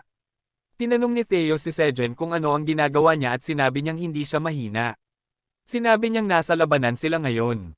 Ngunit bago pa man siya matapos, isang malaking puno ng halimaw ang sumalakay kay Sejen mula sa likuran, at napagtanto niyang tama si Theo. Nagpanik si Sejen saglit ngunit naisipan niyang gamitin ang retrieve na kasanayan habang bumabagsak siya. Bumagsak ang bagong puno ng halimaw at sa trajectory ng pagbalik ng hatchet sa kamay ni Sejen, at nahati ito sa gitna ng walang kahirap-hirap. Natutuwa si Sejen na makita ito, at si Theo ay napatingin sa kanya ng may kasiyahan. Sobrang tiwala si Sejen at sinabi sa mga puno ng halimaw na lahat sila ay mamamatay ngayon. Idineklara niya na hindi siya mahina, ngunit idineklara rin niya na ipapakita niya ng maayos ang kapangyarihan ng Tower Farmer mula ngayon. Tumayo siya ng matatag kahit na napapalibutan na siya ng mga malaking sanga ng halimaw, at sinabi ni Theo na susuportahan siya nito. Sumagot si Sejen ng, "Tara na." At sabay nilang sinalakay ang mga kalaban, determinado silang talunin ang lahat ng ito. Hindi nagtagal, natapos ang laban at naipon ang mga patay na puno ng halimaw sa isang gilid. Ang mga itim na Minotaur ay nagdala ng mga piraso ng kahoy mula sa buong labanan patungo sa Bonten, habang ang ilan sa kanila ay tinutulungan itong hatiin sa mas maliliit na piraso. Ang isa sa kanila ay nagsusuklay pa ng maliliit na sanga malapit sa yungib. Sumilip siya sa loob ng yungib at sinabi kay Sejen na halos tapos na sila sa paglilinis sa labas. Sinabi ng Minotaur na kapag tapos na sila, babalik siya sa pag-aararo ng mga bukirin. Habang naglalabas si Sejen sa tabi ng lawa matapos ang isang mahusay na workout, sinabi niya sa itim na Minotaur na maghinay-hinay lamang ito. Naupo siya sa isang bato, humihinga ng malalim at nagrereklamo tungkol sa kanyang katawan. Pinalo niya ang kanyang tuhod gamit ang kanyang sombrerong dayami, sinasabing ang buong katawan niya ay masakit matapos makipaglaban buong gabi. Ngayon na ang oras upang suriin ang mga resulta ng lahat ng aksyon. Binuksan ni Sejen ang kanyang status window, at sa kanyang pagkagulat, umabot na siya sa level 25. Masayang tiningnan niya ang kanyang mga pinalakas na stats, ngunit nagtaka siya kung bakit isa sa kanyang mga talento ay tinawag na easygoing criminal. Bagaman nalulugod si Sejen sa pagtaas ng kanyang mga stats, sinabi niya na hindi niya naisip na siya, ang easygoing criminal, ay magkakaroon ng ganitong kamangha-manghang status window. Sinabi niya na siya ay nagiging matagumpay at ipinagmamalaki niya ang kanyang sarili. Gusto pa raw niyang halikan ang sarili, ngunit bago pa siya matapos magsalita, lumitaw ang mensahe ni Eileen na nagsasabing, "Ako rin." Natakot si Sejen sa kanyang mensahe na hindi niya mabasa ng maayos, kaya nang bumaling siya pabalik upang tanungin siya kung ano ang sinabi niya, ang mensahe ay naging isang impormasyon window na parang nagkaroon ng panic attack. Tinanong ni Sejen kung ano ang problema. Sumagot si Eileen na wala naman at nagkaroon lang ng error sa system window, ngunit hindi talaga naniniwala si Sejen. Samantala, abala ang lahat sa kanilang trabaho. Dinidiligan ng mga kuneho ang mga cherry tomato plants habang naglalakad si Theo. Pumunta siya upang batiin si Flame na kanyang narinig mula kay Sejen. Ngunit nang sinubukan ni Theo na haplasan siya, tumagos lang ang kanyang kamay sa katawan ni Flame dahil isa lamang itong ilusyon na nilikha gamit ang mahika. Lubos na nabighani si Theo na hindi niya ito mahawakan, kaya't patuloy niyang iniintriga si Flame na nauwi sa pagkairita ni Flame. Gumanti si Flame sa pamamagitan ng pagpapakawala ng fireball kay Theo, na mabilis namang umatras sa gulat. Nabilib si Theo na isang halaman lang ang nagpapakawala ng apoy sa kanya, ngunit galit na galit si Flame. Humingi ng paumanhin si Theo kay Flame at nangako na hindi na siya magpapakabiro dito. Gayunpaman, hindi ibig sabihin nito na titigil siya sa pagiging optimistiko. Tinanong ni Theo si Flame kung maaari niyang iiho ang isda para sa kanya dahil gusto niyang kumain ng inihaw na isda, ngunit abala si Sejen upang gawin ito para sa kanya. Sinabi ni Flame na madali lang iyon at agad na nagpakawala ng compact firebeam sa isda ni Theo. Sa isang iglap, lutong-luto na ang isda at labis na humanga si Theo. Habang kinakain niya ang isda, sinabi niya na talagang masarap at nakakapanibago ito, kaya naman tuwang-tuwa si Flame sa narinig. Biglang dumating si Sejen at sinabi sa orange na pusa na huwag masyadong asarin si Flame. Sumagot si Theo na hindi niya ito inaasar, at ipinaluto pa nga niya kay Flame ang isda. Nagulat si Sejen sa narinig at sinabi kay Flame na proud siya sa kanya. Labis na natuwa si Flame, ngunit sinubukan niyang maging mapagkumbaba at sinabing wala iyon. Biglang nakatanggap si Sejen ng mensahe mula sa sistema na tapos na ang cooldown time para sa kanyang Straw Hat Skill Growth Promoter. Napaisip si Sejen na sakto ang timing at tinanong si Flame kung maaari niyang gamitin ang Growth Promoter skill sa kanya. Tinanong ni Flame kung talagang gagamitin ni Sejen ang napakahalagang kasanayang iyon sa kanya. Sumagot si Sejen na iyon ang tamang desisyon. Sinabi niya na masyado pang maliit si Flame ngayon at gusto niyang lumaki ito ng maayos at maging isang malusog na puno. Yumoko si Flame bilang pagtanggap. Nakita ni Sejen na napakagalang at cute ni Flame. Nagdesisyon si Sejen na maliit na bahagi lang ng Growth Promoter skill ang gagamitin niya kay Flame. Ngunit sa kanyang pagkabigla, sinabi ng sistema na napakalaki ng growth potential ng apple tree at ang lakas ng 10 pananim ay gagamitin dito. Nagulat si Sejen nang malaman na ang buong kasanayan ay gagamitin lang kay Flame, ngunit huli na para bawiin ito. Bigla niyang naramdaman na lahat ng kanyang mana ay hinihigop patungo sa punla ng mansanas. Ngunit kahit ganoon, kunti lang ang nilaki ng punong mansanas. Tuwang-tuwa si Flame at sinabi niya kay Sejen na puno ng enerhiya ang kanyang katawan, ngunit biglang nahilo si Sejen dahil sa pagkawala ng mana, na labis na ikinagulat ni na Flame at Theo. Tinanong siya ni Theo kung anong nangyari, at pagkatapos ay nagtanong si Flame nang may kaba kung nanghina siya dahil sa paggamit ng sobrang lakas para sa kanya. Para hindi mag-alala si Flame, sinabi ni Sejen na hindi iyon dahil sa kanya. Ipinaliwanag niya na pagod lang siya matapos labanan ang mga halimaw kanina. Sinabi niya na okay lang siya, pero medyo nahihilo lang. Sinabi ni Flame na tatanggalin niya ang pagod ni Sejen, at nalito si Sejen sa kung anong gagawin ni Flame. Ipinagsama ni Flame ang kanyang mga kamay at nagsimulang maglabas ng kanyang kapangyarihan. Isang puting apoy ang lumabas mula sa puno ng mansanas patungo sa nagulat na si Sejen, na sinusubukang intindihin kung ano ang nangyayari. Nang matakpan siya ng apoy, bigla siyang nakaramdam ng mas mabuting pakiramdam at gumaan ang kanyang katawan. Tinanong niya kung dahil ba ito sa puting apoy na iyon, at nagpanik si Theo nang makita si Sejen na nasusunog. Binasa ni Sejen ang detalye gamit ang information window at nalaman na natatakpan siya ng Flame of Purification na nag-aalis ng lahat ng impurities sa katawan. Sinabi niya na tinanggal ng apoy ang lahat ng impurities sa katawan sa loob ng 3 oras at pinabuti ang kondisyon ng katawan. Namangha si Sejen na may ganitong kapangyarihan si Flame, at masaya si Flame na natulungan niya ang kanyang master. Tinanong siya ni Sejen kung mayroon pa siyang ibang abilidad, at sinabi ni Flame na mayroon pa. Sinabi niya na bukod sa Flame of Purification, mayroon din siyang Flame of Friendship. Naging curious si Sejen dito, at sinabi ni Flame na ang Flame of Friendship ay nagbibigay daan sa isang tao na kontrolin ang apoy pansamantala o palakasin ang kapangyarihan ng apoy. Napanganga si Sejen sa narinig, at tinanong niya si Flame kung paano niya ito matutulungan. Bigla siyang nagsimulang mag-isip kung paano niya magagamit ang apoy laban sa mga Ents sa susunod nilang pag-atake. Biglang yamakap si Theo sa kanya, hinihingi ang kanyang atensyon dahil may mahalaga siyang kwento na nais sabihin kay Sejen. Sinabi niya kay Sejen na nalaman ni Hantigen, isang tao, na hindi siya nasa ika-40 palapag. Medyo nagulat si Sejen sa narinig, at isang sandali bago siya tuluyang nakapag-react. Natarante siya at hiniling kay Theo na ulitin ang sinabi dahil maaaring magka-problema siya ngayon.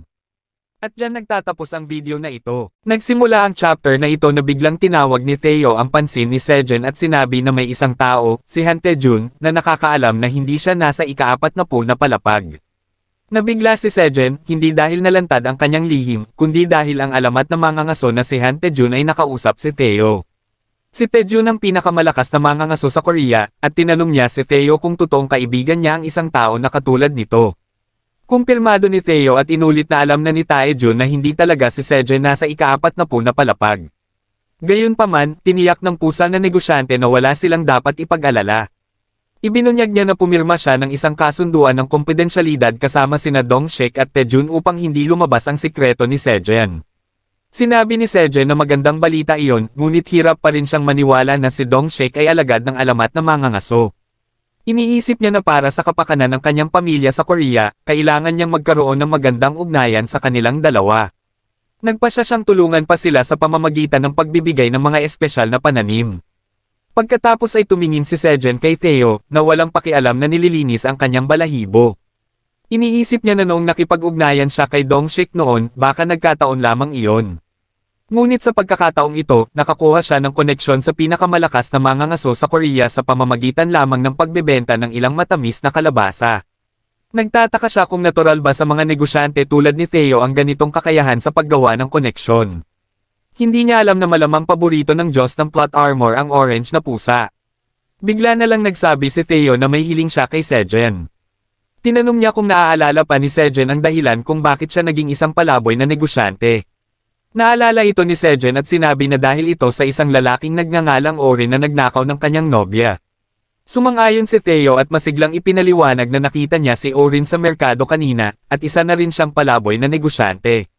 Sigaw ni Theo na naloko si Orin ng mga panlilinlang ni Skerem, minamaliit siya, at tinawag pa siyang masama sa harap ng lahat. Bahagyang kumalma si Theo at sinabi na tulad ng naloko siya noon. Ngayon, si Orin ay nagdadala ng mga walang kwentang gamit mula sa labas ng tore. Pupunta siya ngayon sa ika-79 na palapag upang mag-alok ng mga ito sa hari ng Minotaur. Nagulat si Sejen sa narinig.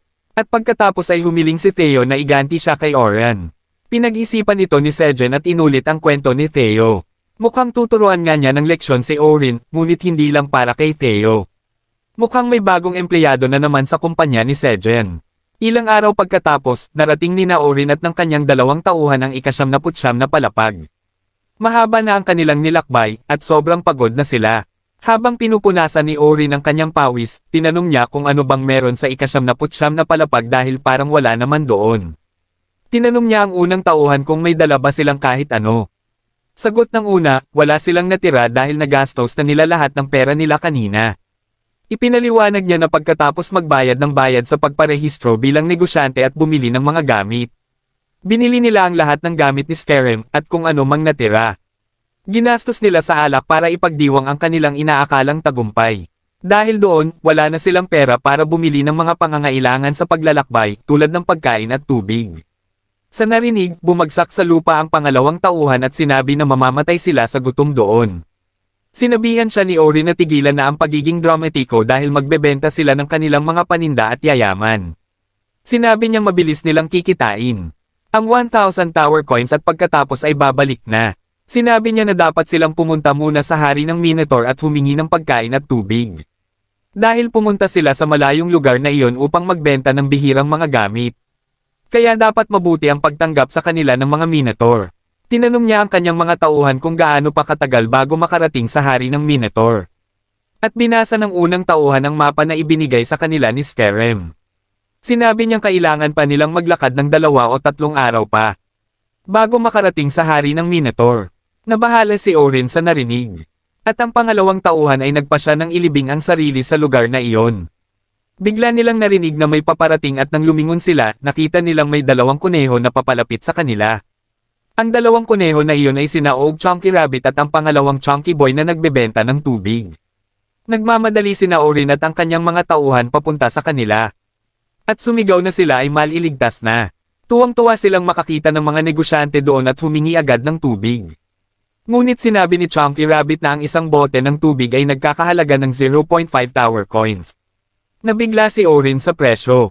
Pero sinabi ni Chunky Rabbit na tingnan muna ni Orin ang paligid at mapagtanto kung gaano kahirap makakuha ng tubig sa lugar na iyon. Wala namang nasabi ang grupo ni Orin, pero uhaw na sila. Ito ang tamang oras para ipakita ni Chunky Rabbit ang kanyang husay sa pag-arte. At tinanong niya si Orin kung siya ba ang negosyanteng bisita ng hari ng Minotaur. Agad namang sumang-ayon si Orin, sinabing magbebenta sila ng bihirang mga gamit sa hari ng Minotaur. Sinabi ni Chunky Rabbit na hindi niya alam na sila pala ang bisita ng hari ng Minotaur. At dahil doon, pumapayag silang bumili ng tubig sa utang. Tuwang-tuwa si Orin sa narinig. Pero naglabas si Chunky Rabbit ng papel at ibinigay ito kay Orin at sa kanyang mga tauhan. Tinanong ni Orin kung ano iyon. At sinabi ni Chunky Boy na iyon ay ang kontrata ng garantiya para sa outstanding payment. Sinabi niya na kailangan nilang bayaran ng 10 beses ang presyo ng kanilang utang. Kailangan nilang bayaran ang kanilang pagkakautang sa loob ng 3 araw. Nabahala si Orin sa narinig at sinabing ito ay isang malaking panloloko. Sinabi niyang kahit ang kuneho ay dapat maintindihan na labis naman ang 10 beses na halaga. Sinabi ni Chunky Rabbit na kailangan nilang gawin iyon dahil ang ika-9 na palapag ay isang malupit na lugar. At maraming tao na may outstanding payment noong nakaraan ay tumakas. Pagkatapos ay sinabi ni Chunky Rabbit kay Orin na kung hindi niya mababayaran ang pera, pwede niyang bayaran ito gamit ang kanyang katawan sa hinaharap. Nabahala si Orin sa narinig dahil, bilang isang pusa mula sa isang kilalang pamilya, tinutulan niyang gamitin ang kanyang katawan bilang pambayad. Sinabi niyang hindi naman aabot sa ganoon dahil magbebenta sila ng kanilang produkto sa loob ng 3 araw. At babayaran ng buo ang halaga. Pumirma siya sa kontrata at sinabihan ng kanyang mga tauhan na ilagay lahat ng bote ng tubig sa kanilang mga dala. At pagkatapos ay umalis ang 3 pusa. At sinabi ni Orin sa mga kuneho na bumalik sila pagkatapos ng 3 araw para kunin ang kanilang pera. Pinanood sila ng mga Chunky Brothers na umalis. Habang kumakain ng carrot ang Og Chunky Boy at sarcastic na hiniling na yumaman sila. Kinabukasan, naubos na halos lahat ng tubig ng mga pusa habang naglalakbay. At kalat-kalat na ang mga bote sa paligid na parang mga walang pakialam. Hindi na ako magugulat kung sisingilin sila ni Sejen ng multa dahil sa pagtatapon ng basura. Ininom ni Oren ang huling bote ng tubig niya at sinabi niyang mas lalo siyang nagugutom pagkatapos uminom ng tubig. Humingi siya ng tubig sa kanyang tauhan, ngunit sabi ng tauhan na iyon na ang huling bote niya at tinitira niya ito para mamaya. Pinilit ni Oren ang tauhan, ipinapaalala na siya ang boss, at inagaw ang bote, kaya napaiyak ang kawawang pusa. Habang iniinom ni Oren ang tubig, napansin ng pangalawang tauhan ang isang bagay na hindi kapanipaniwala at agad na binalaan siya. May maliit na kubo sa di kalayuan na may usok na lumalabas dito, at napasigaw ang pusa na baka iyon ay isang restoran. Sumingot si Oren sa paligid para alamin kung ano ang niluluto, at naamoy niya agad ang inihaw na isda na nagpaluwa ng kanyang laway. Dali-dali siyang tumakbo papunta sa impromptu na restoran na pinamamahalaan ng Sickle Rabbit at iba pa. Malugod silang tinanggap ng Sickle Rabbit sa nag-iisang restoran sa ika-9 na palapag na tinatawag na Rabbit House. Inimbitahan ng 2 kuneho na nakadamit pang waiter ang mga pusa na pumasok at agad nilang hiniling ang inihaw na isda. Sinabi ng Sickle Rabbit na isang tower coin ang halaga ng bawat isda at kailangan nilang magbayad kaagad. Nagulat si Oren at sinabing napakamahal nito. Ipinaliwanag ng Sickle Rabbit na walang lawa o dagat malapit dito kaya napakahirap kumuha ng isda. Nalungkot ang mga pusa, kaya sinabi ng Sickle Rabbit na maaari silang mag-sign ng kontrata para sa utang na babayaran. At kung hindi nila mababayaran sa loob ng 3 araw, kailangang magbayad sila ng 10 beses na halaga o magtrabaho sa katawan nila bilang kabayaran. Agad na kinuha ni Oren ang kontrata mula sa kamay ng kuneho bago pa man matapos nito ang pagsasalita. Nilagdaan niya ang kontrata at sinabing simulan na ang pagluluto. Natutuwa ang Sickle Rabbit at agad na nagsimulang magluto. Iniihaw niya ang isda sa harap ng mga pusa na hindi mapigilan ang pagtulo ng laway. Pagkatanggap ng mga pusa ng isda, agad nila itong sinunggaban. Ngunit hindi sila nasiyahan sa kaunting iyon, kaya inihaw pa ng Sickle Rabbit ang ilang pusit para sa kanila. Kinain ng mga pusa ang mamahaling pagkain ng walang pakialam, at matapos mapuno ang tiyan, humiga sila sa banig ng sibuyas. Hindi na sila makagalaw dahil sa sobrang kabusugan, at sinabi ni Oren na kailangan na nilang pumunta at ibenta ang kanilang mga paninda sa Minotaur King. Ngunit nagtanong ang mga tauhan niya, at sinabi ni Oren na matulog muna sila sandali, na 1 oras lamang ang ailalaan nila. Subalit agad silang nakatulog ng mahimbing, at hiniling ng Sickle Rabbit na maganda ang kanilang panaginip habang siya'y umaalis. Maya-maya, nagising si Oren dahil sa maliwanag na sikat ng araw at tumayo, hinihilod ang kanyang mga mata, nagtatanong kung saan napunta ang lilang. Gising na ang pangalawang tauhan at nanginginig sa takot habang sinasabi kay Oren na malaki ang kanilang problema. May isang itim na Minotaur sa harap nila, at sumigaw si Oren. Tinanong ng Minotaur kung sila ang mga taong naghahanap sa kanilang hari. Lubos na natakot si Oren at ang kanyang mga tauhan. Sa nanginginig na tinig at luha sa kanyang mga mata, sinabi niya na sila ay mga naglalakbay na mga ngalakal at nakiusap na huwag silang saktan. Ipinakita niya ang kanyang badge bilang patunay, ngunit sinabi lamang ng Minotaur na sumunod sa kanya dahil dadalhin niya sila sa kanilang hari. Biglang nagbago ang mood ni Oren nang mapagtanto niyang ang mga Minotaur ay naroon upang gabayan sila papunta sa hari, at naisip niyang napakaswerte nila. Sa waypoint papunta sa 99 na palapag, nakatayo ang Minotaur King sa kanyang upuan. Nasa kanyang posisyon, si Oren, kasama ang waypoint sa background at 2 linya ng Minotaur sa kanyang harapan. Kung hindi pa sapat ang setting na ito upang takutin ang 3 pusa, malakas na sumigaw ang Minotaur King, tinatanong kung sila ang mga taong pumunta rito upang hanapin siya. Bagamat takot na takot, sinabi ni Oren sa Minotaur King na pumunta sila rito upang magbenta ng ilang napakabihirang mga bagay. Sinabi niya na ang mga iyon ay mga bagay mula sa labas ng tore, at ipinakita ng Minotaur King ang kanyang pagkamausisa. Sinabi niya na kailangan niyang tumawag ng eksperto upang makita kung talagang bihira ang bagay na kanilang ibinebenta o hindi. Ang kanyang eksperto ay walang iba kundi ang ating bida na si Sejen. Ngunit ipinakilala siya ng Minotaur King bilang ang dakilang itim na dragon. Iyan ang lahat para sa video na ito.